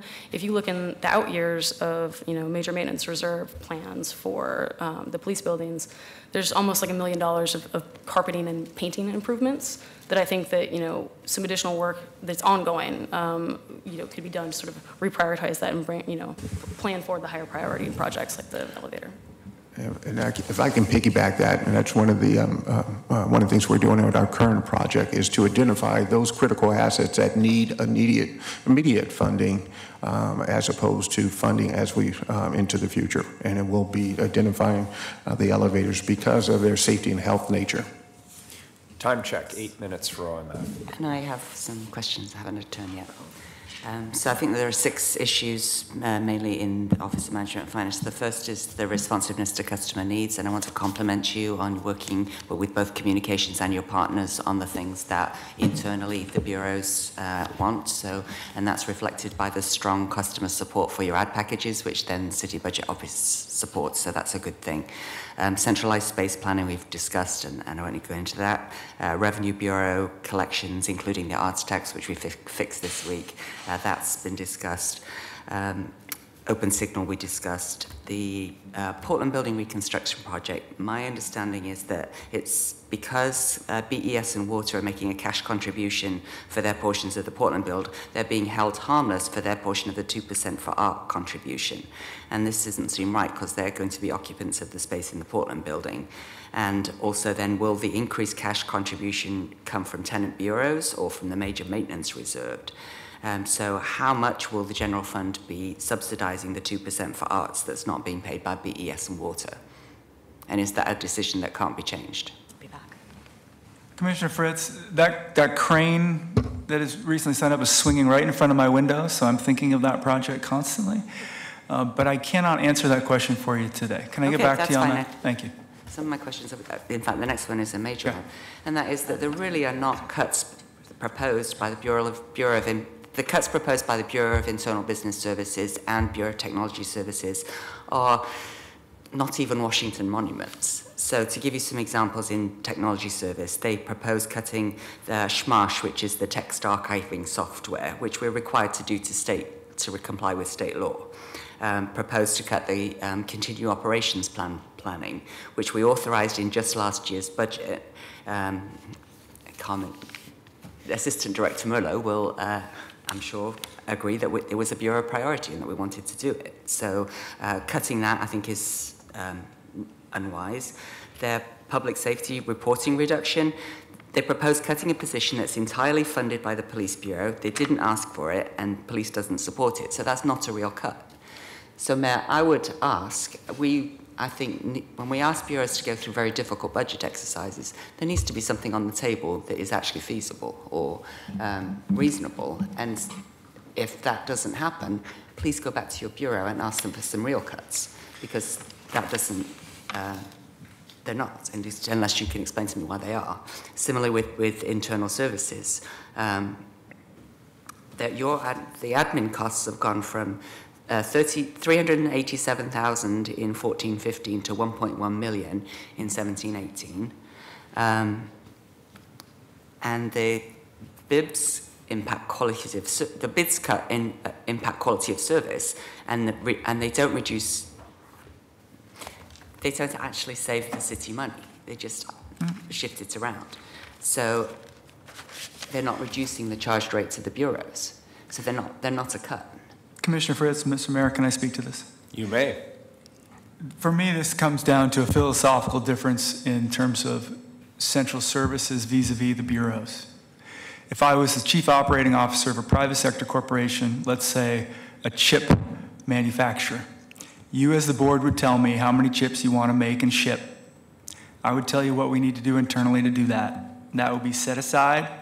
It would be inviolate and untouchable.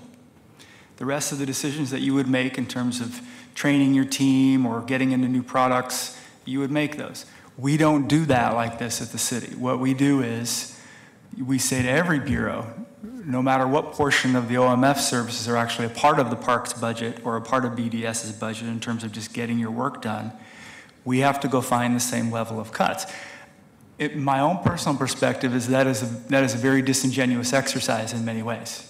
Because what we are saying, and Commissioner Fritz, you named it, is in order to reach the 5% cut threshold, we actually have to go and cut things that really bureaus will have to find another way to pay for, whether it's text archiving or... So we're in a difficult situation in that we don't have a centralized approach to this. And I know we disagree with this philosophically. It's a philosophical We're all in a difficult situation. We've all been asked to propose cuts and to stop doing things that we currently do. But I would like to see an explanation of why have those administrative costs gone up so much. And administrative cost is not the same as a cut to services in the bureaus. I mean, I complimented you at the beginning of my speech about the communication on the ad packages, which was exemplary. But on the cut packages, BIBS proposed cutting the Jerome Sears fueling station without talking to PBEM, and PBEM doesn't support that, neither do I.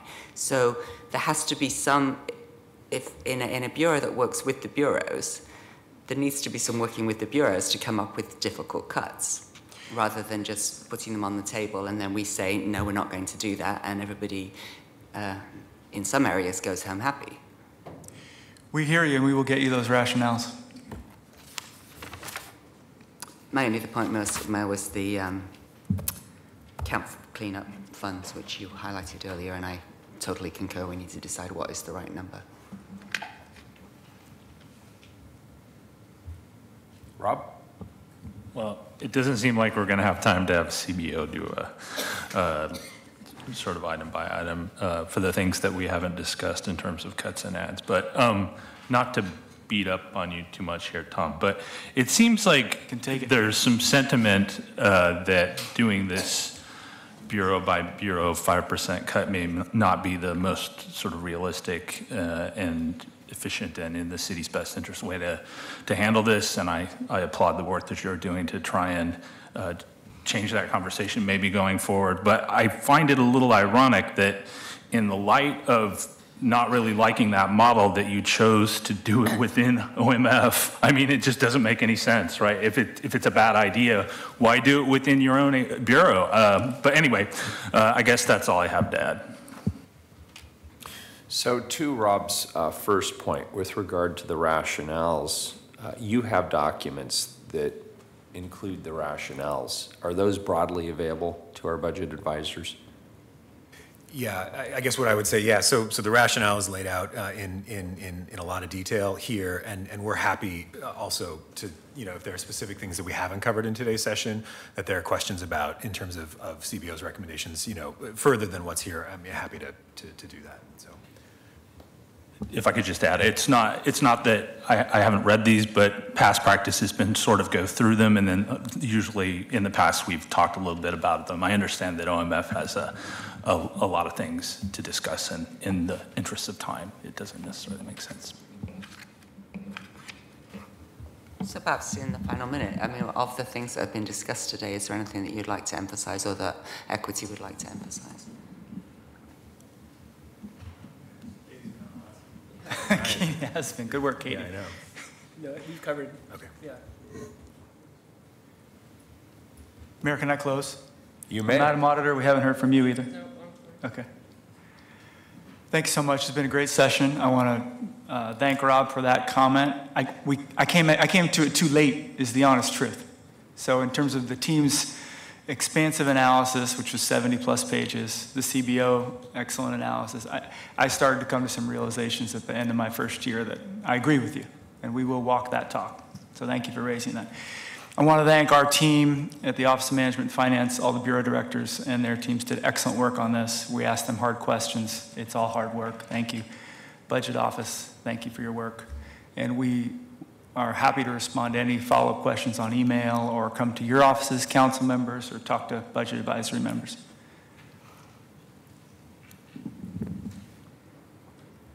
Great. Thank you. Thank you. Appreciate it. Next up, it is 11 o'clock, performance and budget mapping update. 20 minutes.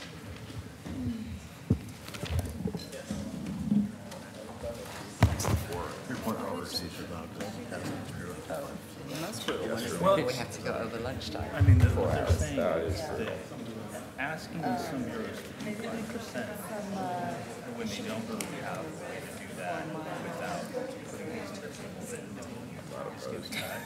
is not really a realistic way to do this. Are you serious?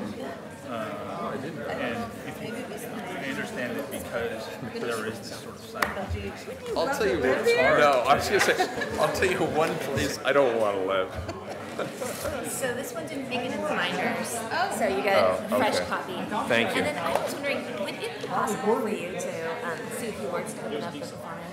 It's okay if not, but I thought it might be a good chance to mention the guidance sent out with the performance measures. So I have a few. Are these my talking Yes. points? Okay. All right, so I'm going to go ahead and start because time is of the essence. I want to introduce, excuse me, folks, if you have conversations, take them outside. We're on a very tight budget. Tight budget, good for me. I want to introduce this work session presentation by noting how integral I consider performance management to the budget process. As a city, we are very serious about making the best possible, excuse me, folks, can we take the conversations outside? Thank you. The best possible decisions about how to fund our programs and our services. I want to get just as serious about the results of those funding decisions that we make. Last December, I provided a memo to guide bureaus on the performance measures that are emblematic of the progress I want to make on my priorities for the year. These include addressing the city's dual crises of housing affordability and homelessness, ensuring that we become a safer city and that we do so with an increasingly accountable police bureau, enhance our sense of livability. We don't take it for granted that Portland offers a great way of life. Measures that assess our transportation and economic opportunities are key indicators in this area, but safety is obviously important here as well. We want to maintain our critical infrastructure, and we've already spoken about that a little bit. Increase innovation across city services and strengthen resiliency in the event of a major emergency. And I hope everybody read this morning's article on some latest, greatest insights into earthquakes in our community.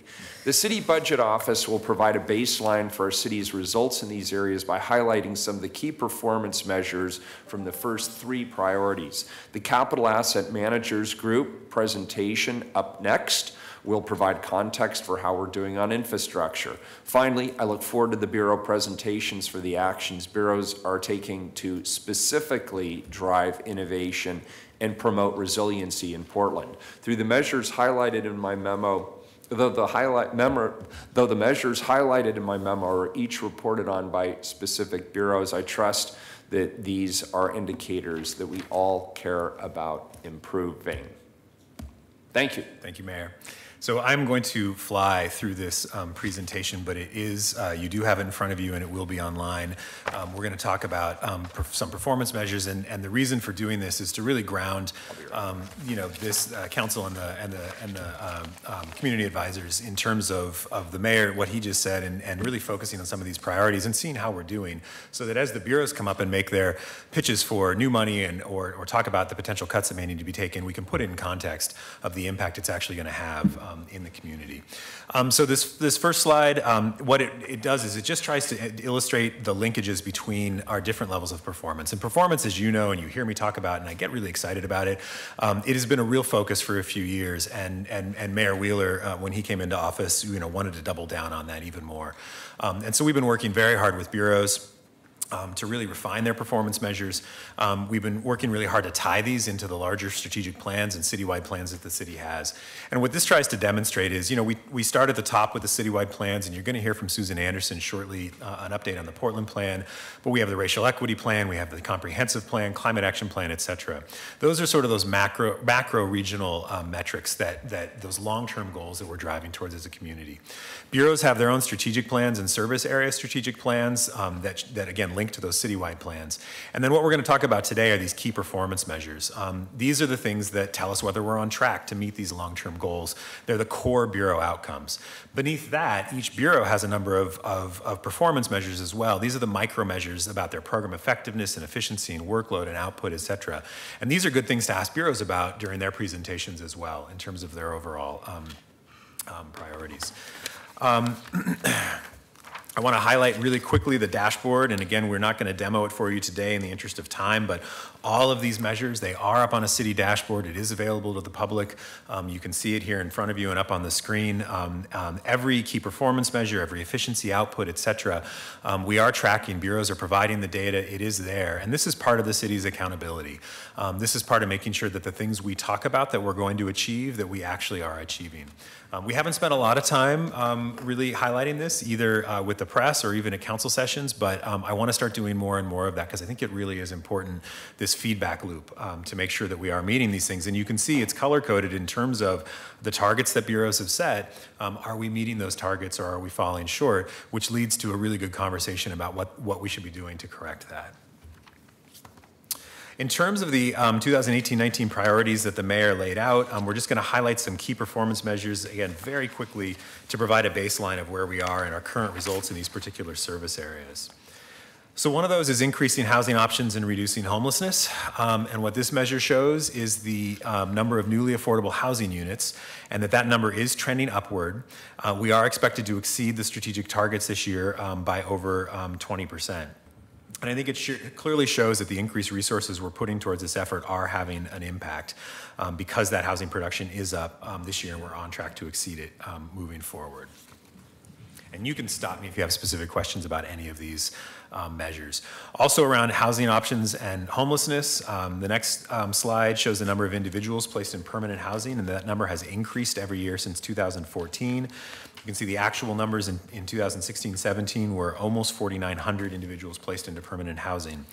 The Home for Everyone target is 4,317, and that's what you see reflected in both 17-18 and 18-19. Just to note for folks, these are the targets that the Home for Everyone Committee has put out. They are relatively conservative, and I think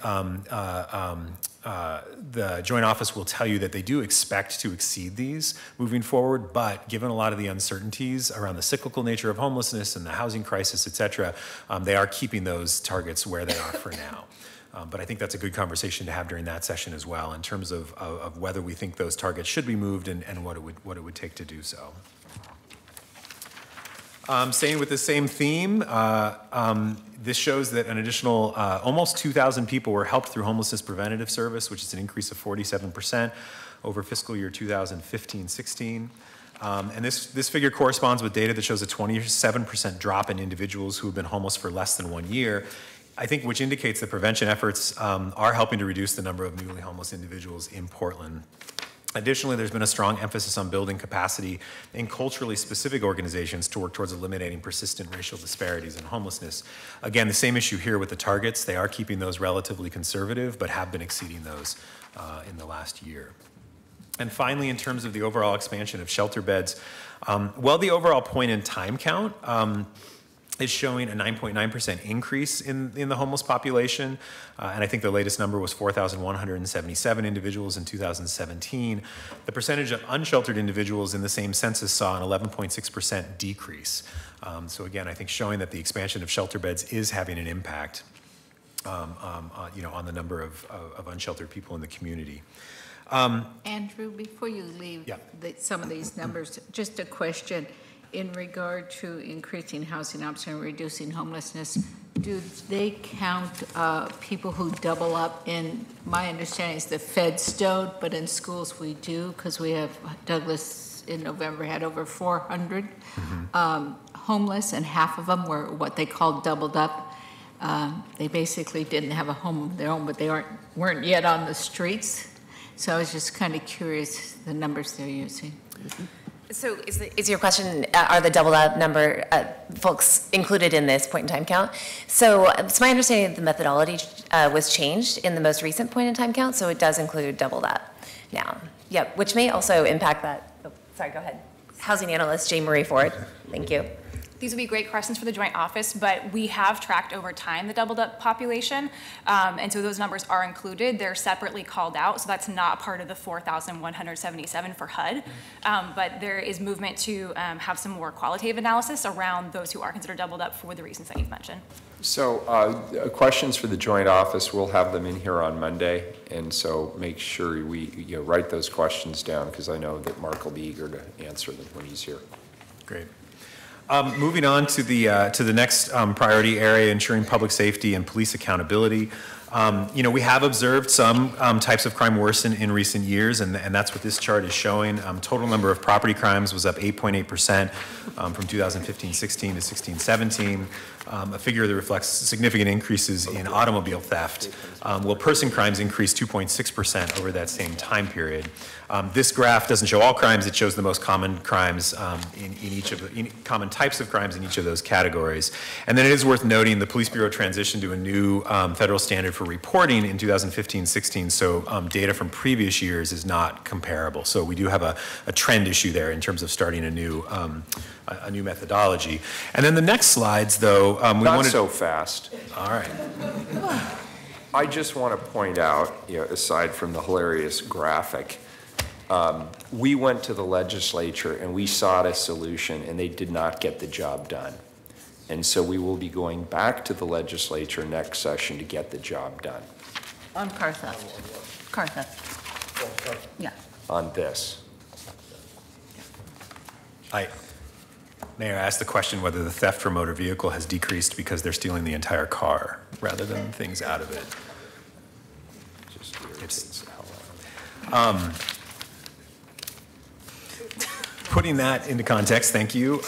The next one shows, however, that crime rates in Portland are still down from historic highs. So again, we're seeing this recent bump, and it's something to clearly focus on because there's some obvious data there that needs to be looked at. Overall, in terms of property crimes, you can see these tracked over the last 27 years from a recent Brennan Center for Justice report. And then that slide shows property crimes, and I think we have one more that we added in. Is that right? But specifically on the murder rate. Specifically on the murder rate and sort of showing that decline. So again, we're having these long-term downward trends with some more recent upticks, and I think this is a really good conversation that the Police Bureau is going to be addressing during their session in terms of what that means and why that might be occurring in the community. I don't see the murder rate even illustrated anywhere. Is it? Oh, and maybe the most recent, I'm sorry, yeah, so we have it, you can't see it, it's behind you. We meant to drop it in to the last one, but it does show murder rate from 1990 through 2016. Oh, sorry, there we go, it's separate. I Okay. see. Sorry, okay. Again, sort of trying to give overall crime context. Okay, quickly moving on then. Also, I guess within public safety and police accountability, and we just had a Gator session on this, but to talk about the Bureau of Emergency Communications and how quickly they answer emergency 911 calls. And we have seen an increase, an improvement recently on that, I think due to some of the changes that are being made out at BOAC, and this graph tries to demonstrate that in terms of, and again, a lot of their call taking is seasonal, but we have seen an increase when we look at that, and that's what the next slide shows, is specifically December 2016 through January 2017 to December 2017 through January 2018. We saw a 4.5% increase in call taking performance. These are the calls answered in 20 seconds. So that's a very positive trend, and of course we want to see that number significantly higher, and that's BOAC has set a target of 95%. 95%. And so they're going to be working towards that, but it is good to begin to see that line moving up. And then finally, the last one, I think, on public safety and accountability is average travel time to high priority dispatch calls has increased by nearly 1.5 minutes. And so I think just over the last 3 years, we have seen this climbing from 5 minutes and 97 seconds to 6 minutes and 55 seconds, which is almost a 10% increase from the prior year. Significantly higher than historic response times. I think the Police Bureau is going to be talking about this as part of their staffing issues as well. And this is one of the direct impact that residents are seeing in terms of those staffing issues. And then finally, some measures around enhanced livability. We are showing there a graph that shows both funding for Vision Zero and then fatalities. Again, you can see the dramatic increase in funding for Vision Zero. This is going to be a much longer term trend, but the hope here is over time, as we continue making these investments, we are going to see those traffic fatality numbers decline as a result. The next one shows that the percentage of trips made by people walking and biking, including to transit, did drop last year. It is still trending upward over the long run, but I know this is something that PBOT is focused on as well, and I think this is recent car commuting has increased. Is that right, Shannon? That's right. Yep, so the Bureau attributed this to actually new commuters, so people moving to the city are increasingly using their cars to get around. And then the final graph. Do we know if it's their cars or Uber cars? Good question. That is specific enough. I might have the Bureau answer that one. And then finally, in terms of enhanced livability, showing sort of some economic statistics, we know by the end of 2017-18, the percentage of the workforce in Multnomah County earning at least a middle wage is expected to exceed the 48% annual target. And so that's a positive thing as well. And I know Susan will probably talk a little bit about sort of the breakdown within that, because again, these are aggregated statistics for the community. We do see different impacts in different communities as well.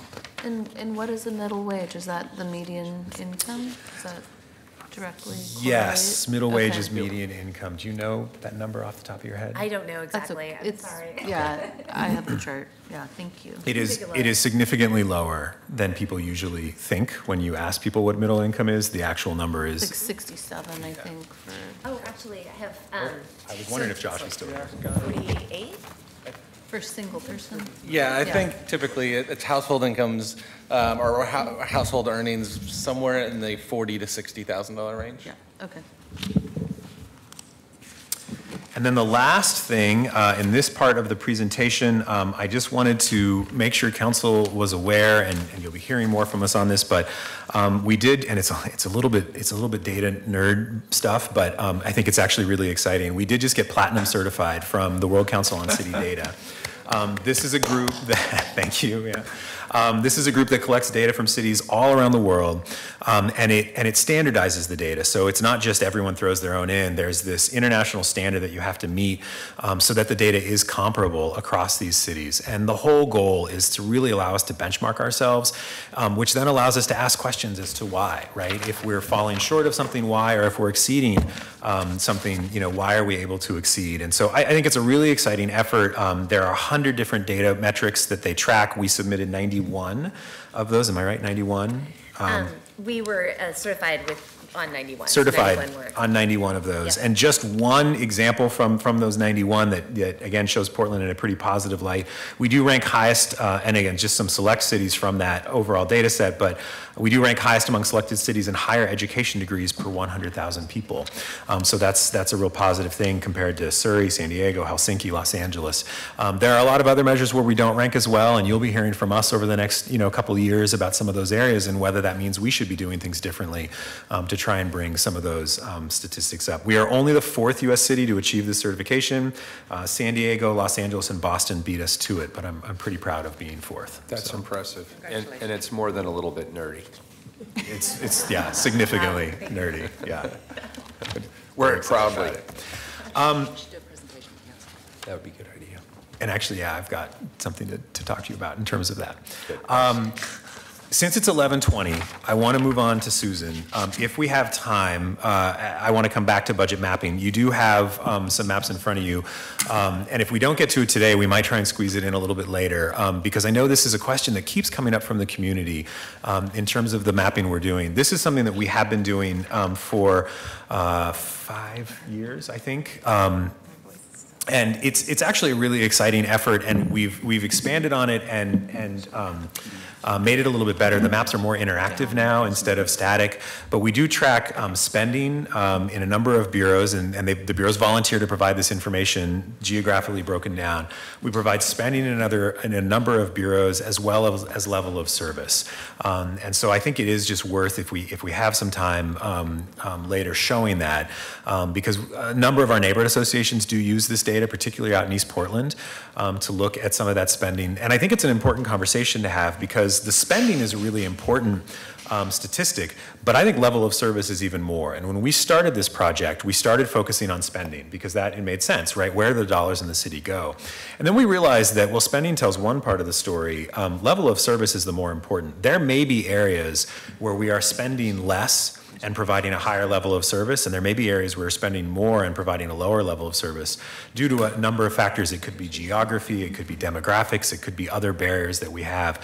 And so really asking that question of how is the level of service differing around the community, and what can we be doing? And some of these maps have actually driven some of the conversations council's had the last few years about where to invest dollars.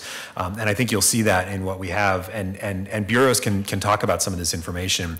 Some of that underspending in East Portland was really graphically represented, and then we started making some corrections. And you've seen, for instance, PBOT, not a majority, but a higher proportion of their spending now is in East Portland than it has been in the past. And so I think we're seeing some real positive results as a result of that. So I would like to have that as a priority rather than as a if we have time. And actually, I would also suggest we have it as a 15-minute presentation at a council session on camera, because I do think that people in the community will be interested in that. Again, it's data nerdy, but I love it, so I'd be happy to do that. These budget maps are so helpful. Yeah, it's an important accomplishment. Yeah. Okay. Good. Susan, good morning. Good morning. You have about 9 minutes. Susan Anderson. I'm the Director of the Bureau of Planning and Sustainability. Nice to see you all. Some of you, I know most of you, but not all of you. So nice to meet you. I think in your binder there under citywide issues should be a few slides. Andrew tends to call them nerdy, and I tend to enjoy them too. So Andrew and I have a lot of beer discussing some of these numbers. So my job this morning is to provide you with data and background information so that you have a shared context to use during the budget process, and I'll be focusing on the metrics that were in the Portland plan. As you remember, the Portland plan is organized around an equity framework and 3 different integrated strategies focused on thriving educated youth, economic prosperity and affordability, and also a healthy and connected city.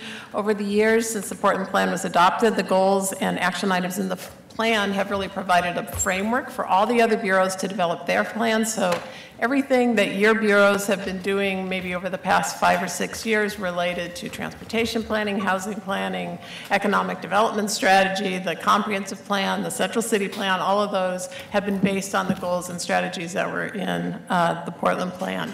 Today we're going to talk about the 12 measures of success.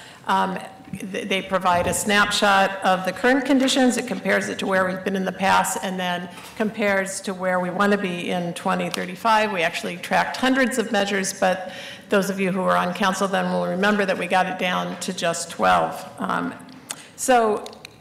Here's a report card. As you can see, about half of the measures, those with the up arrows or up plus, are doing pretty well. Some are kind of 50-50 and a few not so good. Let me dive right in and talk about a little bit of the good news. Jobs are up, they're way up. In 2016, we surpassed our 2017 goal. For 2035, we set a goal of 500,000 jobs by 2035, and we're well on our way. But just for a little bit more context, about a third of those jobs are in the central city, about 25% are in our neighborhood centers and corridors, 25% are in industrial areas, and about 10% in campus institutions, so that's schools and hospitals, and then 10% sort of scattered around the rest of the city. This great employment news, however, doesn't really tell the whole story. And when you do data, you know that you should always avoid averages because that's what you'll read in the paper, but generally averages don't tell the real story. Not everyone is succeeding. And since the recession in 2008, we have gained more than 70,000 higher wage jobs, which is great news, but we've also gained almost 40,000 lower wage jobs, and we've lost many of the middle wage jobs. For many cities, that'd be just fine. They'd be really happy to have all those new higher wage jobs, but I think we need to keep an eye on it. In general, we're starting to lose our middle class. 20,000 jobs doesn't mean we're losing the entire middle class, but it does mean that this is a bit of a trend over really about a decade. And we're definitely not as polarized as like San Francisco or New York or Boston, but we're becoming a little bit more of a rich and poor city and a little bit less in the middle. Another impact of higher wages is that, yeah. On your previous graph, your 12 measures of success, what does it mean when you have a green arrow and a red arrow? A green arrow pointing up and a red arrow pointing down, like growing business, equity? Usually there were like 2 indicators that are next to one another, and so I'll walk through that a little bit more. Okay. Sorry to interrupt. Sure. So another impact about having higher wages is that the people with those 70,000 new or higher wage jobs means that they can now outbid other people for housing. So not only is it that we have more demand than supply for housing, we also have people who are coming into the community or who are living here and are now making more money, and they're able to outbid other people. How wages are stratified or distributed are really important too. In 2016, Portland households altogether earned more than $20 billion, but half of that went to the top 20%, and less than 3% went to the lowest 20%.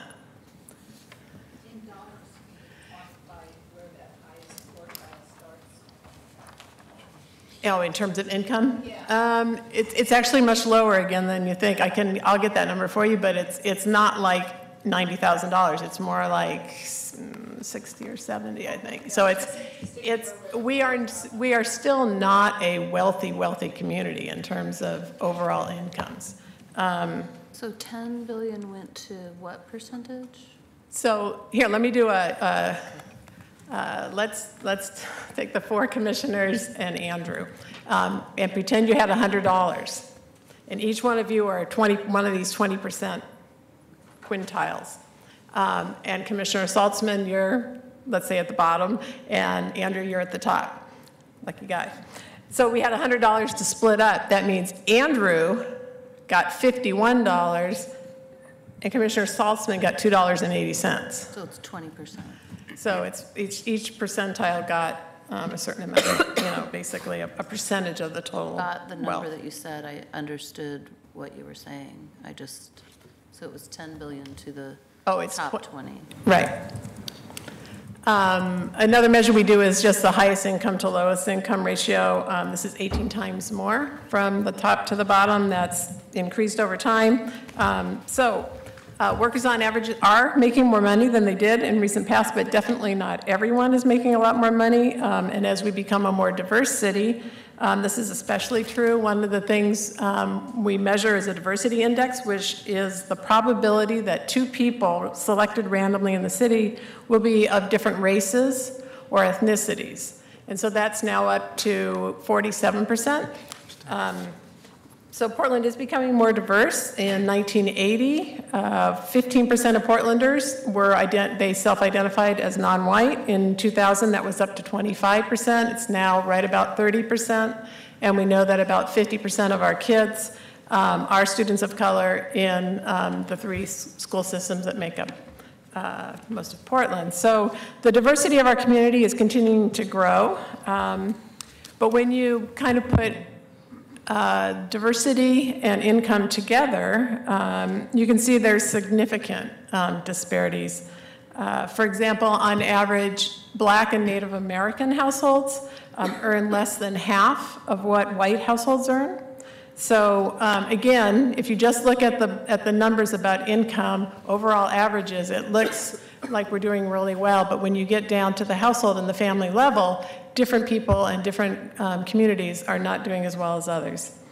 Probably. Can I just, one question, in the household, what do you consider a household? In a house.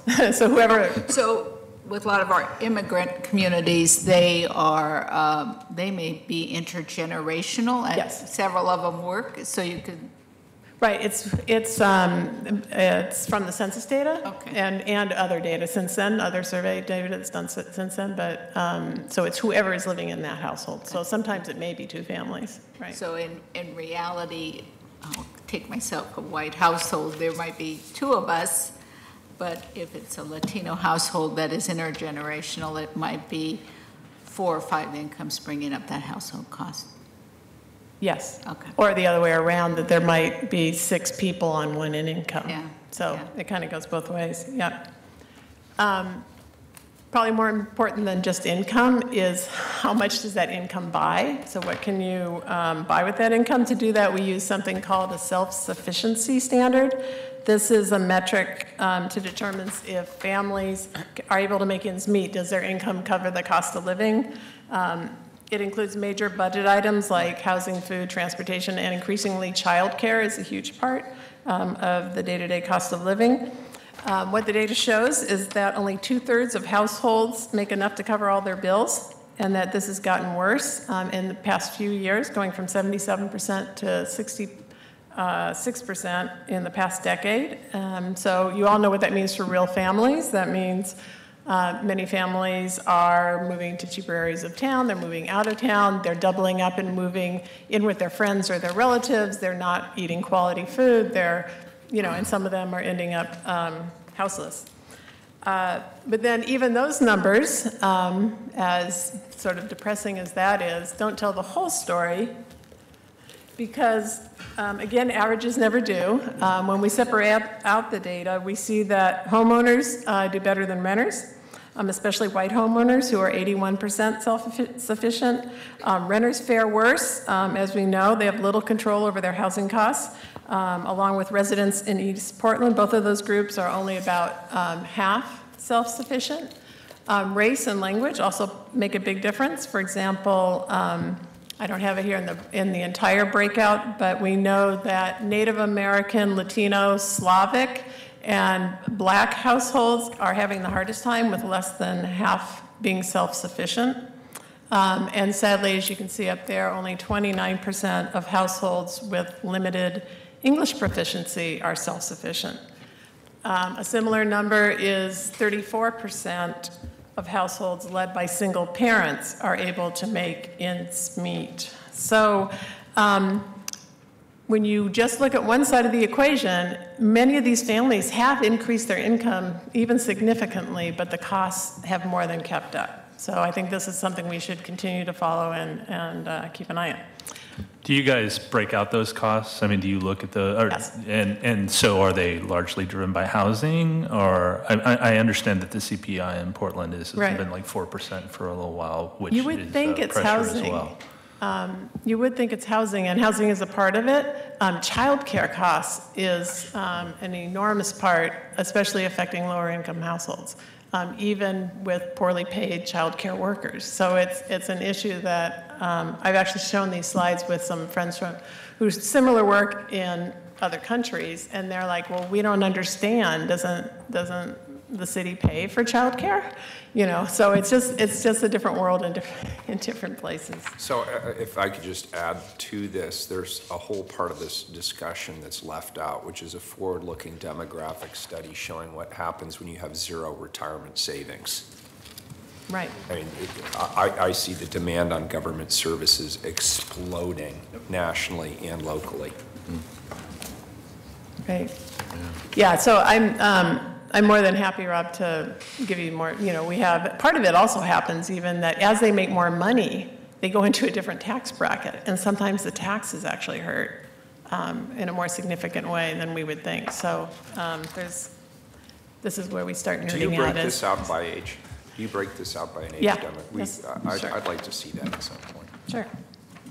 And I'd like to see the trend lines. Well, See the, pardon me? Trend lines. Yep, yep. I also made a note of how does age factor into our median household income by race, because, for instance, we know in Portland, we have a high percentage of African-American elders and youth, and young adults are leaving because of lack of opportunities. So not to be dismissive of this disparity, I think it's more complex, and age is an essential factor. So Yeah, it would be definitely. really interesting to me to get into that.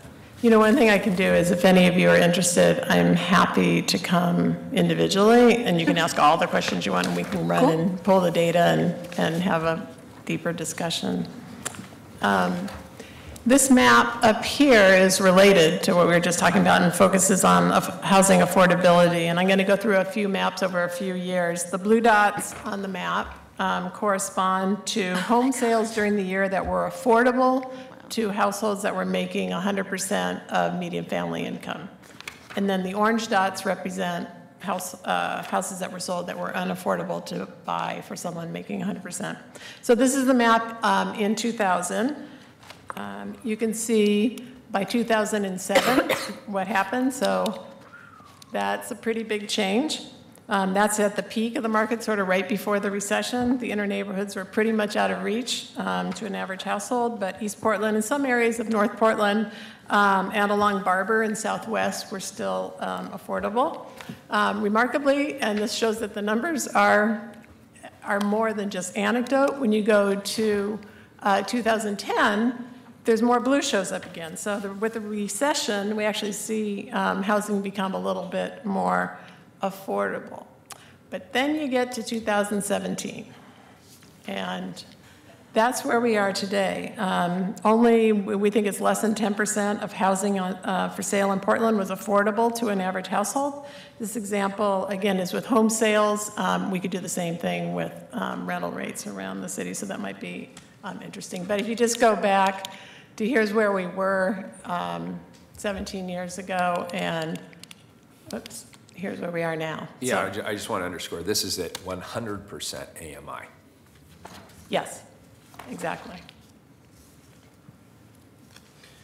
So, on a more positive note, There's some confusion over by the citizen advisor. What's AMI? I'm sorry. Average median income. Oh, okay.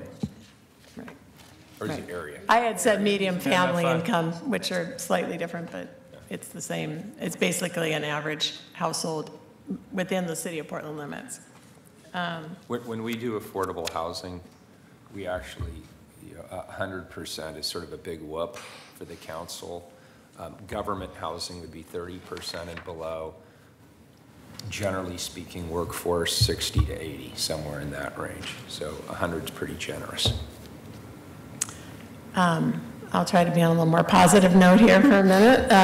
Let me turn to education. We've had nearly a 20% increase in high school graduation rates since 2010, which is amazing. But of course, it's not really as good as it seems when you break it out by race and ethnicity. Students of color, while improving significantly in the past 5 years, are not faring as well. We've seen huge strides, as you can see, the light blue to the dark blue bars there, for everyone, all the students in Portland. Especially some big strides with Native American students, but still only about half are graduating. This is within 4 years. More students are turning to GEDs a little bit, which is a good thing. And so I want to update these numbers to include those who graduated within 5 years and include GEDs, because I think it's becoming an alternative for a lot of students.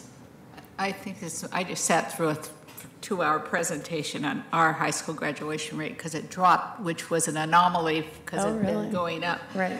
But one of the things we did note, because we have so many students of English language learners, is our 5-year rate was way larger than any other school district in our area or in the state. So it's really important, since we have such a diverse population, a lot of immigrants, that I agree with you, the 5-year really should be considered. Okay, that's good. So I hate to be a wet blanket because this is fabulous. I don't know how this got put on the schedule for a grand total of 10 minutes, but we're now double that. So I can do the rest of it in 2 or 3. How's that? Is that good? Yeah, great. Okay. So these are graduation rates. Some of this is repeats from what, or related to what Andrew was talking about. 42% of the people actually commute, when this is not Altruist, but commute to work by transit, bike, walking, sharing a ride, or telecommuting, way above the national average, but that means 58% are still driving on their own. We tried to come up with a indicator for health. We talked to dozens of medical experts, and who agreed that weight was a great proxy for health, because being overweight is the clearest single indicator for diabetes and heart disease. No change there, but at least it's not getting worse. The next slide talks not just personal health, but the health of our planet, focused on carbon emissions, reduced by 21% since 1990. And we've done that at the same time, while jobs have gone up by 33% by 25%, and our population has gone up by 33%. So again, showing the environment and economy don't have to exactly be linked. One of the ways that we reduce emissions is by reducing the need to get in the car in the first place. We call this creating complete neighborhoods. We're now at 64% of people in complete neighborhoods. In terms of the environment, the 2 measures that are in the Portland plan is that we measure water quality and tree canopy. Both are doing pretty well. In terms of tree canopy, we've already met our 2035 tree canopy goal. Again, this is on average, so that means that there's still a lot of areas of the city that need more trees or green spaces.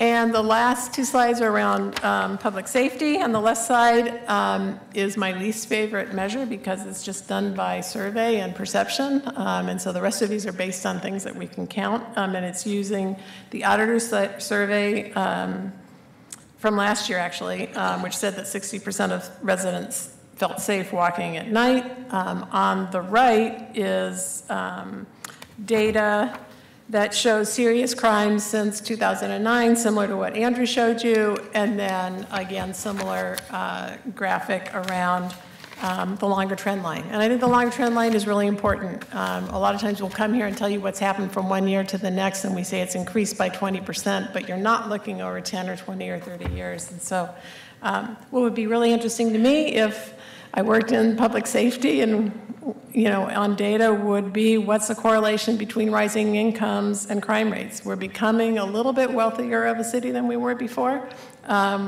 What's the impact of income inequality on crime? And so I know those are huge areas. I'm guessing there's people in the police bureau that are focused on those questions. And there's a report card, happy to. So I didn't see a slide for growing business, which is one of your 12 measures of success. Growing. You had it early. I thought it was early. Oh, you know what it is good. I think the growing businesses measurement is exports.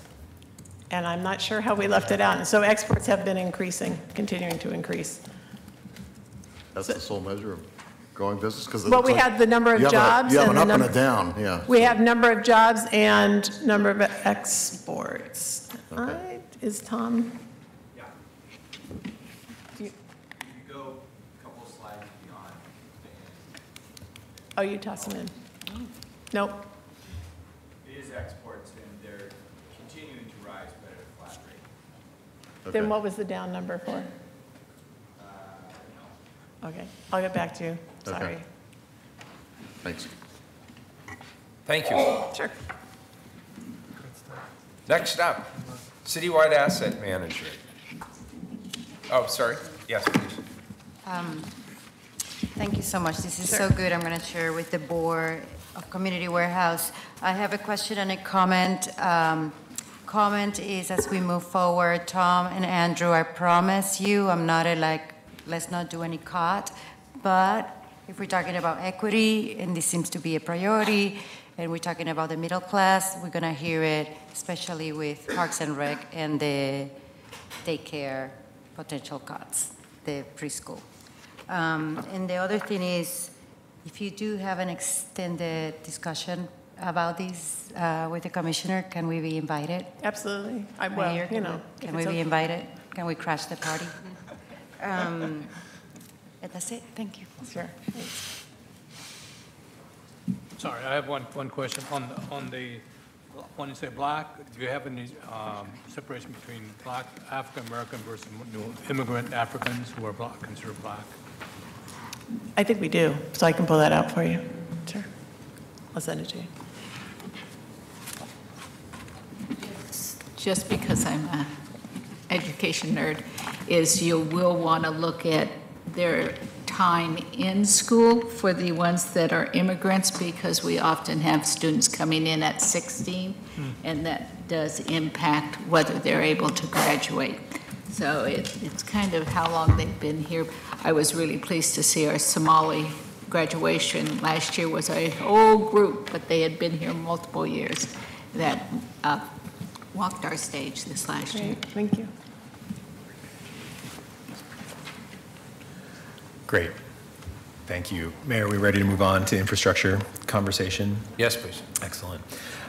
So every year we kick off these budget work sessions with a presentation from the Citywide Asset Managers Group, which is sponsored by the Planning and Development Directors, to really convey to Council the results of our Citywide Asset Report and discuss the status of these asset management and infrastructure in the city more generally. This is required by financial policy, and I think it's a really important context as we go into the rest of the conversations with our bureaus. And Tom's highlighted some of these in his presentation about OMF and really talking about asset management and how important it is to the city. I'm going to try and take the 25 or 30 minutes and condense it into 15 so we can move on to the auditor at noon, so I will be talking fast. But I think this whole issue, it's not just an issue for the city of Portland, it's a serious and growing issue at the state and the national level, and most cities are dealing with underfunded infrastructure. I'm going to talk at the end of this presentation about some of the progress Portland has made, because we really have taken some very concrete steps, whether it's increasing some of our reserve funds, whether it's the Build Portland initiative that the mayor put forward. We've taken some really important steps to make progress, and I think Portland has an opportunity to be an outlier, a positive outlier in terms of how we deal with our infrastructure. We hear a lot out of DC about a potential infrastructure package. They have a hard time putting together even sort of an infrastructure week, and I think we can point back to the last couple of years of really significant progress with, I think, potentially on a path to a lot more in the near future. So the Citywide Asset Managers Group, I think most people know who they are, but just as a reminder here, the bureaus that participate, it's a cross-functional group of representatives from our infrastructure bureaus that help plan, manage, and maintain city assets. And the work is really critical to maintaining the city's long-term financial health, resiliency, and operations. In addition to this annual report on the state of the city's assets, the KMG also meets regularly to share best practices across bureaus, different approaches to responding to risk, resiliency, and other priorities. And they provide a venue for learning across disciplines and bureaus, technical assistance to the less developed asset management programs in the city, and really focused on that citywide approach to asset management. So I think they are a valuable group, and I think Tom and I have discussed ways to leverage that even further moving forward. So what are the assets we're talking about? The city owns and manages over $37.5 billion with a B in assets across water, transportation, BES, parks, and OMF, which represent generations of investment by Portlanders. And when I say generations, some of our assets literally are 100 years old, and we're still using them today. They're the foundation of the services that we provide to our residents. They're the roads that people take to and from work, the bike lanes and crosswalks that our kids use, the water that supports our beer industry, and we drink it in other ways too, but particularly in the beer industry, the parks where our citizens and residents play, and the precincts that support our police officers. And I think it's really important to make that connection, that we talk about assets and can sometimes be a little bit dry, but these are what allow us to provide the services that are being provided to the public. So what is asset management? I'm gonna fly through this quickly. We have done it in the past, but just to remind everyone, asset management is the balance. It's balancing the triple constraints of risk, service level, and cost. And it's what asset managers do is they take this balance into account, and they look at the entire life cycle of our infrastructure to help select the actions and investments that are going to provide those levels of service in the most cost-effective manner. And so focusing on each one of those briefly, when we talk about level of service, I love this because it takes just a second to look twice at this particular slide because it looks like the same bridge. And then you realize it's not the same bridge, because when we're talking about service levels, we're talking about not just being functional. And the bridge in the top, it's functional. You can drive a car across it. But it's deficient in a number of ways, and it doesn't meet the city's intended service levels. It's past its useful life. It's weight restricted.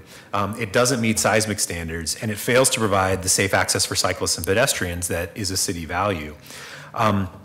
And I think we really need to think about whether the assets are meeting those expectations, whether they're just being functional or whether they're actually meeting the expectations. You can see the bridge on the bottom then has been retrofitted, it has been fixed, it meets those seismic standards, it has the bike lanes, it has the pedestrian access, and it's providing a much higher level of service than the bridge on the top is. When we talk about risk, we're really talking about two different factors. We're talking about the consequence of asset failure, and we're talking about the likelihood that that asset will fail. And it's important to balance both of those things. Consequences of an asset failure can be something relatively minor, like a 2-hour water shutoff. That's obviously important to the people who get it, but from a citywide perspective, it's not a huge impact. But it can also, asset failure can result in loss of life. And that's what our asset managers do, is sort of weigh those relative risks. And so, for example, when you're talking about water, a large water pipe that serves a hospital is far more critical than a smaller pipe that serves a neighborhood. Those critical pipes are going to require more inspection, maintenance, intervention than pipes with a lower consequence of failure. I think it's also important to note that where cost is prohibitive or a service level impact is acceptable, the risk of assets in poor condition can be mitigated by actually removing that asset from service.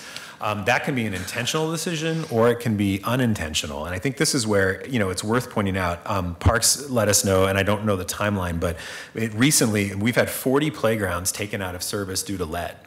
That is a decline in the level of service that wasn't intentional, but it was through the failure to invest and the failure to sort of recognize the lead paint and go through and mitigate it. And a lot of those playgrounds are being put back into service, but again, it's being done in a more haphazard way rather than a planful way. And that is, you know, that is what happens with the underinvestment in our assets.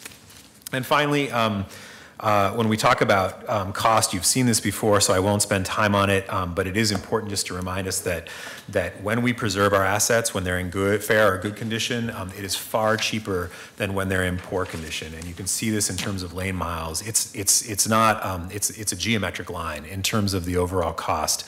And so the longer we wait to invest in our infrastructure, the more the more expensive it gets to bring those assets back up to fair or good condition.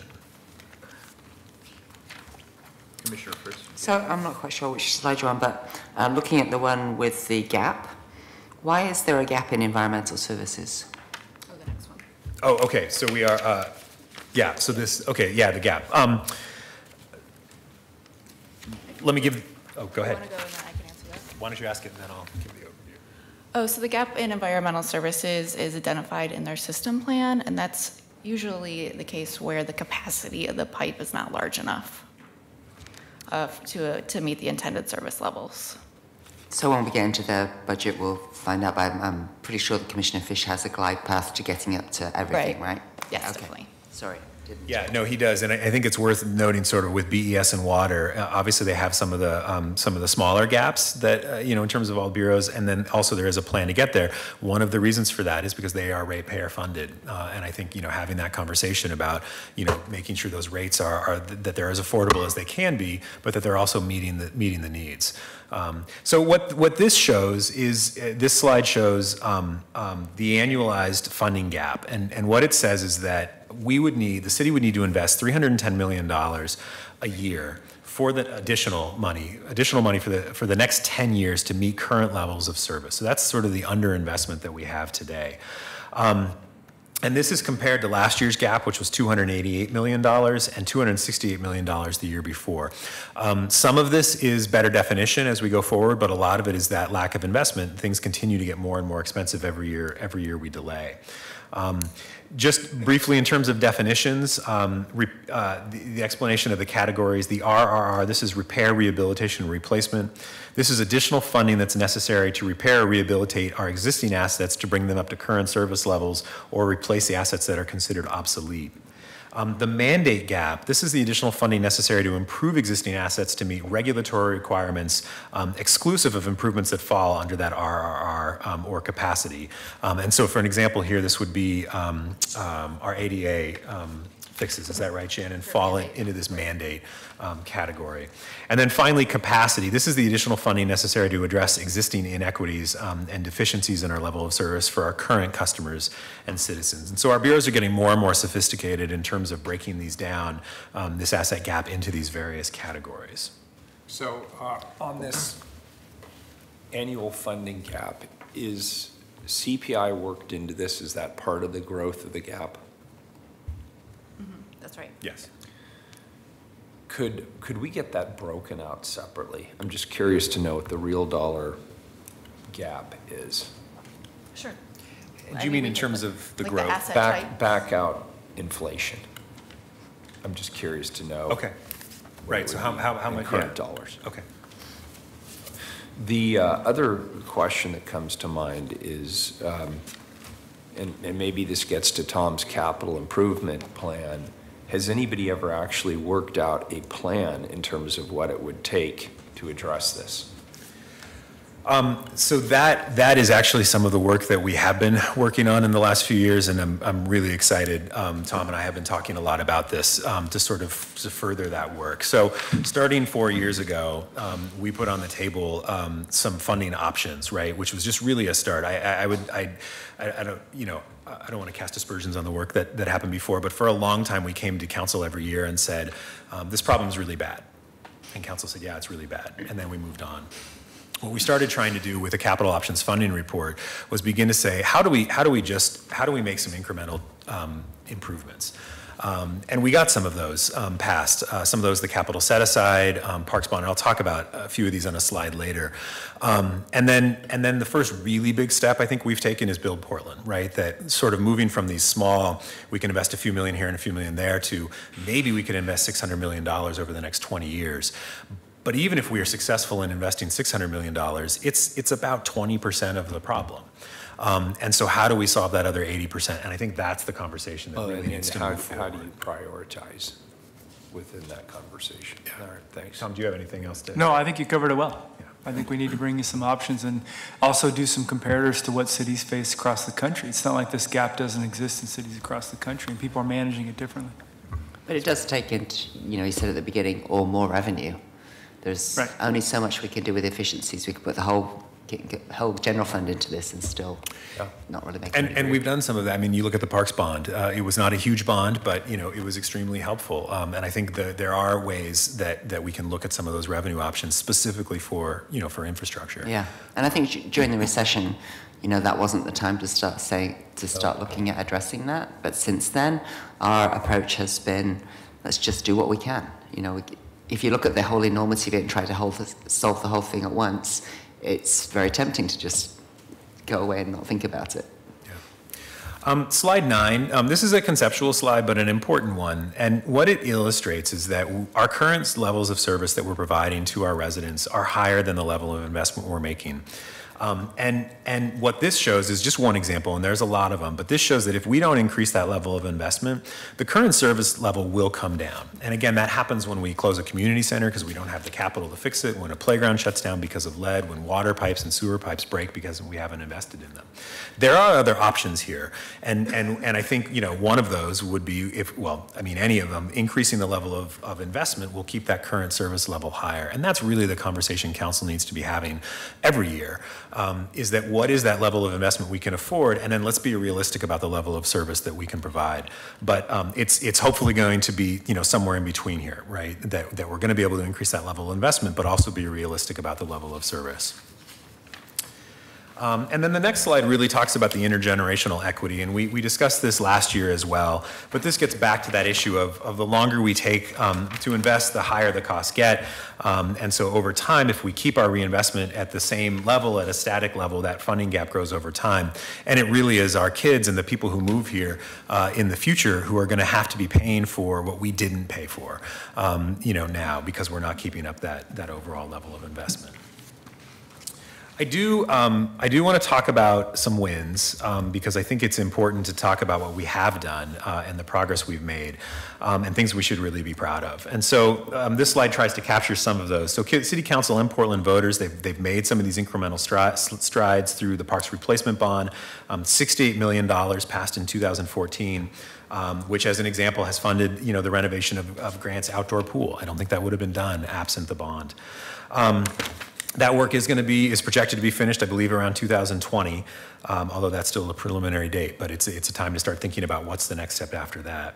The Fixing Our Streets gas tax and heavy vehicle use tax, estimated at $74 million over 4 years, passed in 2016. 56% of that funding is for maintenance, and the remainder goes to safety work. That's going to expire in late 2020 as well. Funding the general fund capital set aside, where 50% of our one-time resources, both in the annual forecast for the budget and in the carryover in the fall bump, 50% goes for capital infrastructure projects. That's funded $61.1 million since 2015-16, which includes the $12.25 million anticipated in this budget process being set aside by financial policy for that. And finally, Build Portland, which at its core is a commitment to substantial reinvestment in our asset base with an initial investment of $50 million, and we'll be coming back to council in just 2 weeks, maybe even less than that, to talk about that initial investment. And then with an overall goal of up to $600 million by using property taxes that are returning to the city over the next 20 years. In addition to these strides we've made with funding, with additional ongoing and one-time resources, there are strategies bureaus can implement to increase reinvestment in their asset base as well. Preventative maintenance is maintenance that's performed from time to time on assets to reduce the likelihood of failure and avoid the unexpected breakdowns and service disruptions. To the extent bureaus can prioritize more resources towards this preventative maintenance strategy to keep assets in good or fair condition from falling into poor condition, they can save money in the long run. There's the ability to implement life cycle cost analysis, and some bureaus are more sophisticated than others, but I think that's one thing that CAMG is doing, is trying to bring those best practices to all of our city bureaus, that implementing this life cycle cost analysis to provide sustainable levels of service. It's a tool that really takes into account all the alternative investment options. And a really good example of this was the decision council made around the life cycle cost analysis comparing the different options for cryptosporidium treatment. The analysis gave council the ability to assess and anticipate future operations and maintenance costs and the capabilities of the UV treatment versus filtration that I think helped inform council's overall decision to pursue filtration. And finally, improving cross-bureau capital planning and coordination to maximize the benefits of reinvestment in existing infrastructure and preserve those existing assets. And then also, this slide talks a little bit about some interdependencies, and Shannon, you want to just briefly hit on what? Sure. So I just wanted to highlight for you an effort that did come out of CAMG, which is the Resilient Infrastructure Planning Exercise. So staff from BES Planning and Sustainability and Emergency Management, with the support from PSU's Institution for Sustainable Solutions, organized a 2-day workshop to begin to develop shared goals and understanding around long-term recovery and resilience. And so the idea for this originated from CAMG and involved staff from several different city bureaus. And so these workshops, the group started discussions to identify implications of cascading failures between different types of assets across the city. So for example, the group recognized that a failing pressurized water main could wash out and undermine critical emergency transportation routes. So the stars highlighted here on this chart are some of the areas where water lines and emergency routes cross. So it began the conversation to better think about how can we ensure that the water pipes underneath these critical assets roads are perhaps more resilient to facilitate evacuation if that needs to take place. So that's just one exciting thing that has come out of CAMG over the next year, and a report is coming out on those 2 workshops. So I have taken 4 minutes of the auditor's time, so I'll wrap up. But this last slide, we are not just data.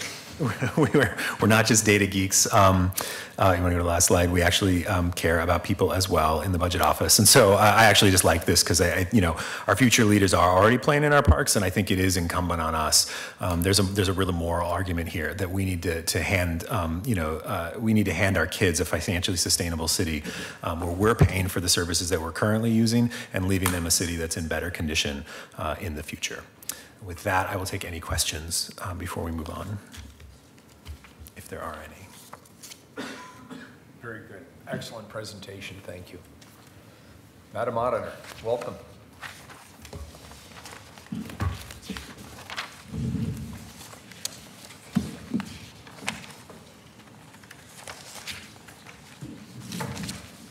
Good afternoon, Mayor, Commissioners, Community Advisors, colleagues. This is the first budget request for the Auditor's Office since voters approved charter amendments a year ago that increased our independence. We have my, yeah. We already have it? Yeah.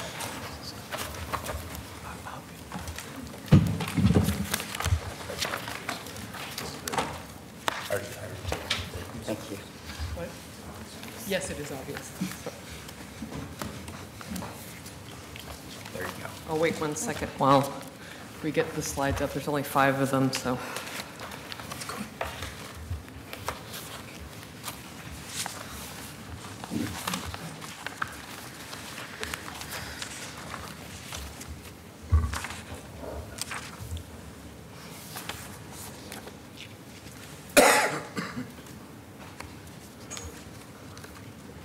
You got to go to the right drive. The removable drive? Yeah. There you go. There's no section for the auditor. There you go.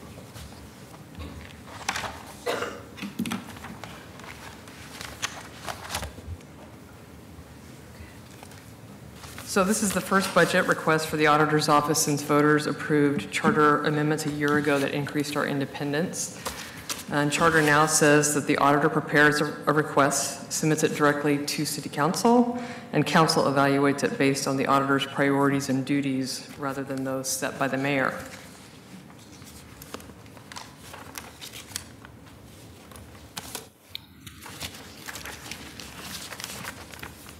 The auditor's duties generally fall into two areas, accountability and transparency. And the divisions on the left column conduct performance audits, investigate community member complaints, provide impartial hearings, and ensure lobbyists and political consultants disclose the parties they are trying to influence. The list on the right represents divisions and functions that ensure the city is transparent by making records and meetings readily accessible to the public. I'd like to call your attention to more information about each division that is in your notebook in the supplemental section.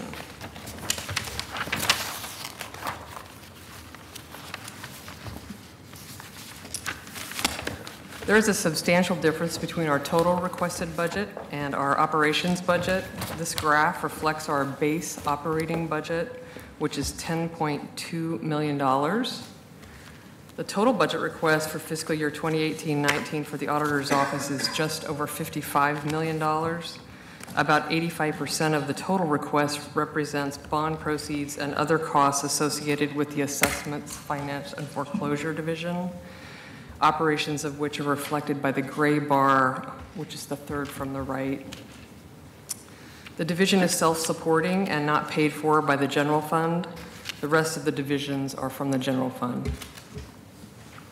In dollar terms, Archives and Records Management on the left is the largest division in the auditor's office, including $776,000 in bond debt for the building where it is located. Audit Services and Independent Police Review would be the largest divisions in dollar terms without that debt.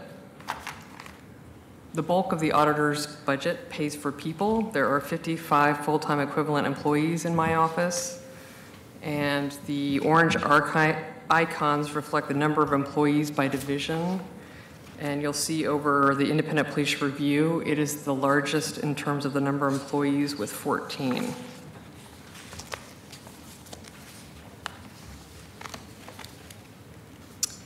My priorities for the coming fiscal year are to complete the implementation of procedures needed for our charter, authorized responsibilities. The bulk of that work, which has been underway since last summer, is focused on human resources and procurement.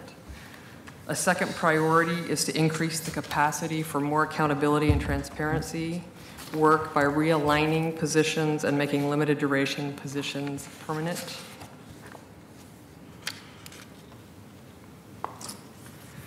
My request for new resources to accomplish these priorities is modest.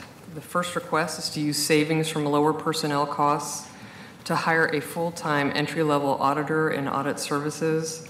There's an existing part-time principal position in the division, which was vacated when I promoted an employee to become the director. By combining that partial position with personnel savings, I can hire a full-time management auditor at no additional cost to the city.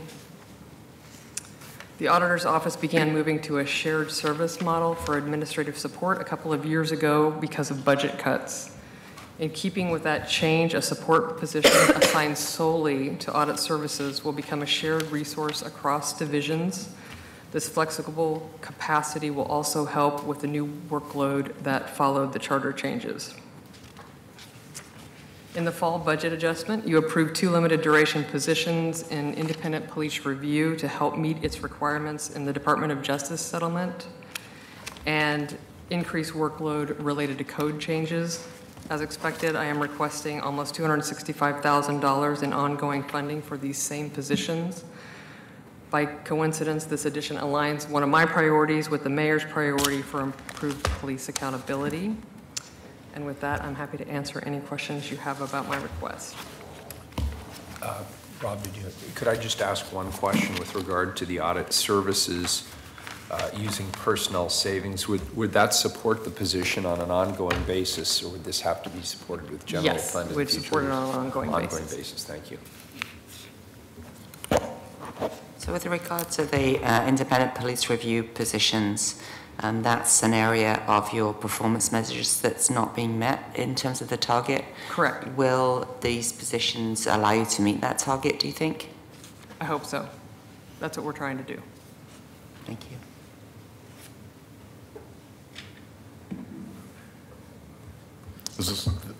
Have you finished your presentation? Yes, I have. Oh, okay, because I saw some other data sheets, but you've just given those to us for our information. I have provided our performance measures. These are also available on our website. Okay. So I'm just trying to understand, so that the charter changes that voters approved place us in the position now of you've requested $264,000 in new general fund support for IPR. Is that? Yeah, that's for independent police review. And that's because of the Department of Justice settlement, the requirements, the timelines that we have to meet. Also, you all approved code changes that brought more responsibility to internal affairs in the police bureau and to independent police review. Mm-hmm. So our role under the charter reforms, though, is simply to approve or disapprove of that request. Is that right? And you presented a budget that reflects your priorities. So correct. Okay. So the discussion that I had about the charter was that we have some increased responsibilities that came with the voter-approved charter changes a year ago. And so we're going to rely on resources that we already have inside the office to help us meet that increased workload. And that's separate and apart from the request for the independent police review. That request is being driven by the Department of Justice settlement and the code changes. Mm-hmm. Okay. So I can't help but ask, because nobody else seems to want to ask questions here, but we had a very interesting council debate last week about open and accountable elections and where that would be housed in city government. And I think it was the feeling of every council member that it should be housed in the auditor's office, as opposed to the solution we ended up adopting, which is to place it under a commissioner in charge, which just, as I said at the time, just doesn't look right. For a function as important as independent and accountable elections, open and accountable elections. So I guess I'd like to ask you two questions. One is, I think we've all probably talked to you one-on-one about why you don't want it under your office, but I thought I'd give you a chance now to maybe express that to all of us and our listening audience. And then two, how would you feel about a charter change, a charter amendment that would assign this to your office? I don't think that program belongs in any elected official's office. So the same conflicts that you have are the conflicts that I have. So if I were to participate in that program, I would be directly supervising the people in that program who would be trying to run it. They may end up, as they will for whoever has it next, they could end up investigating their boss. I just think that there's a tremendous number of conflicts involved in that. So I think I speak for all of us that none of us think that it belongs in an elected official's office. I also have from the very beginning of this conversation, and I repeat myself over and over and over again, I would personally have to manage that program. I have no capacity inside my office to take on something that complicated with that kind of high demand for services, and then it falls off in the off years. And so it's a huge management challenge to run that program. And I am not up to the task of doing right by that based on the policy that you all adopted. But there's a budget that exists for this function, I assume. I think we were talking about 2 FTEs. And so if it came with a corresponding budget. Commissioner, that's not being proposed, though. I think the auditor's made it very clear she doesn't want to have it. That I want the program to be set up by somebody who does want to have it. So that's why I've volunteered to do it. So I don't think it's fair to put the auditor on the spot.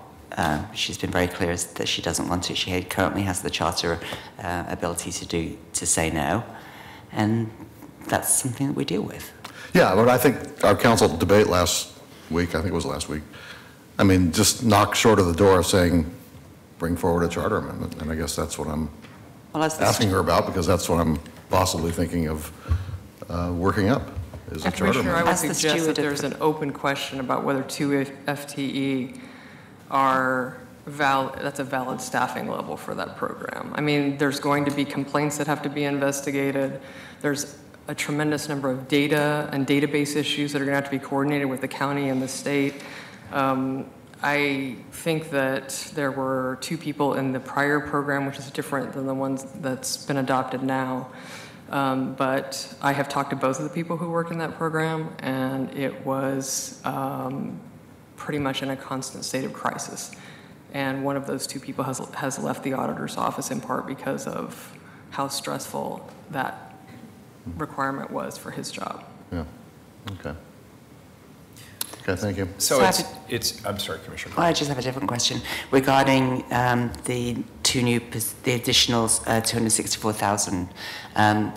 Is there how much did you give back to the general? How much was your return to the general fund at the end of last year? I do not know that off the top of my head.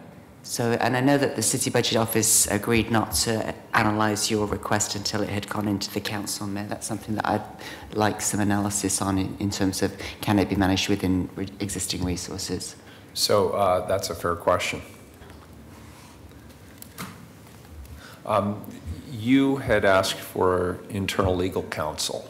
Yes. And you've been given internal legal counsel. Right. How has that changed your usage of the city's legal office? I think it's changed it quite a bit because in some ways we were not getting legal advice, and now we are getting legal advice from the general counsel. And I don't think that in terms of demand on the city attorney's office that has changed much from what we were doing before, because we had been going without. So if we have, it was really specific to the accountability division. So for audit services and independent police review and those kinds of divisions, we were going without legal services. But if for human resources or for the council clerk's office, we were using the city attorney's office for those functions. And how about for IPR? I remember we had a conversation about IPR. Yes. About legal services? Yes. Are you still using legal services for IPR? Through our general counsel. So that position was created because it put our office at a disadvantage when the city attorney's office was trying to represent both the police bureau and the accountability function. And so that's why we were going without. So now we have good legal advice to rely on. Because our conversation previously, if I remember it, was there was concern about using city attorney because that would be an inherent conflict. Do I remember that conversation correctly? Yes, that's the way we view it. And so has it been changed? The conflict? Yes. Yes, because we have our own legal counsel now. Okay, so there's now a wall between IPR and city legal counsel? It depends on the subject. So for the Department of Justice settlement agreement, certainly that work is being conducted out of the city attorney's office because that's a city position. So if we have an independent question around a misconduct investigation or some other matter that would come up, then we are using our general counsel for those kinds of things. Very good.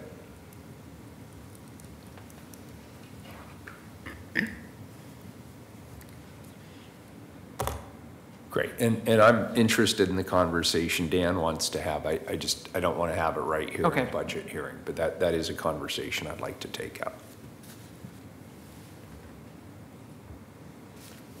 Rob, you always have a question. Nothing? Yeah, I don't want to wade into this one. Okay, you're a smart man. You always were. Who was asked? Oh, Tom. Just Mayor, for the record, I would like my staff to be involved in that conversation as well, going forward. What conversation are we talking about? The conversation that Commissioner Saltzman's raising about open, accountable elections. I'm happy to help with some advice. As the commissioner in charge of the program now, I'm not interested in having that conversation right now. We really need to focus on getting it going. That's what I'm talking about. Support and implementation. Yeah, if there's a support function we can provide, and any advice we can provide, we're happy to help.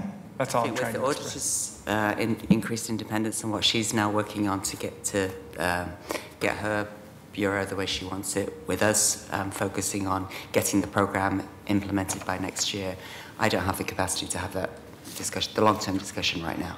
And besides which, once we get it going, we'll know whether the 2 positions is enough or not. But if we don't have the long-term conversation, it becomes a short-term conversation for somebody else down the road. So I'd like to have that conversation, and Okay. I will. Fair enough. What else? I'm finished if you're finished. I'm always finished. Okay. I live finished. Any other questions? Thank you. We are adjourned. I was hoping Frida, there sorry. was the budget mapping, and we're not due to be done until 12:30. Did I was miss something? wondering if. No, it was just getting back to the budget mapping. Thank you for that. There may be some time, Claudia and I have been emailing in a future work session, to sort of loop back to that. Okay, because East Portland's very interested in this topic, and I'd like to compliment you on it, but I also would be very interested Let in me your work with the conversation. mayor and his staff on when we can Okay. work that into the schedule. Great. I'd enjoy that too. Thank you.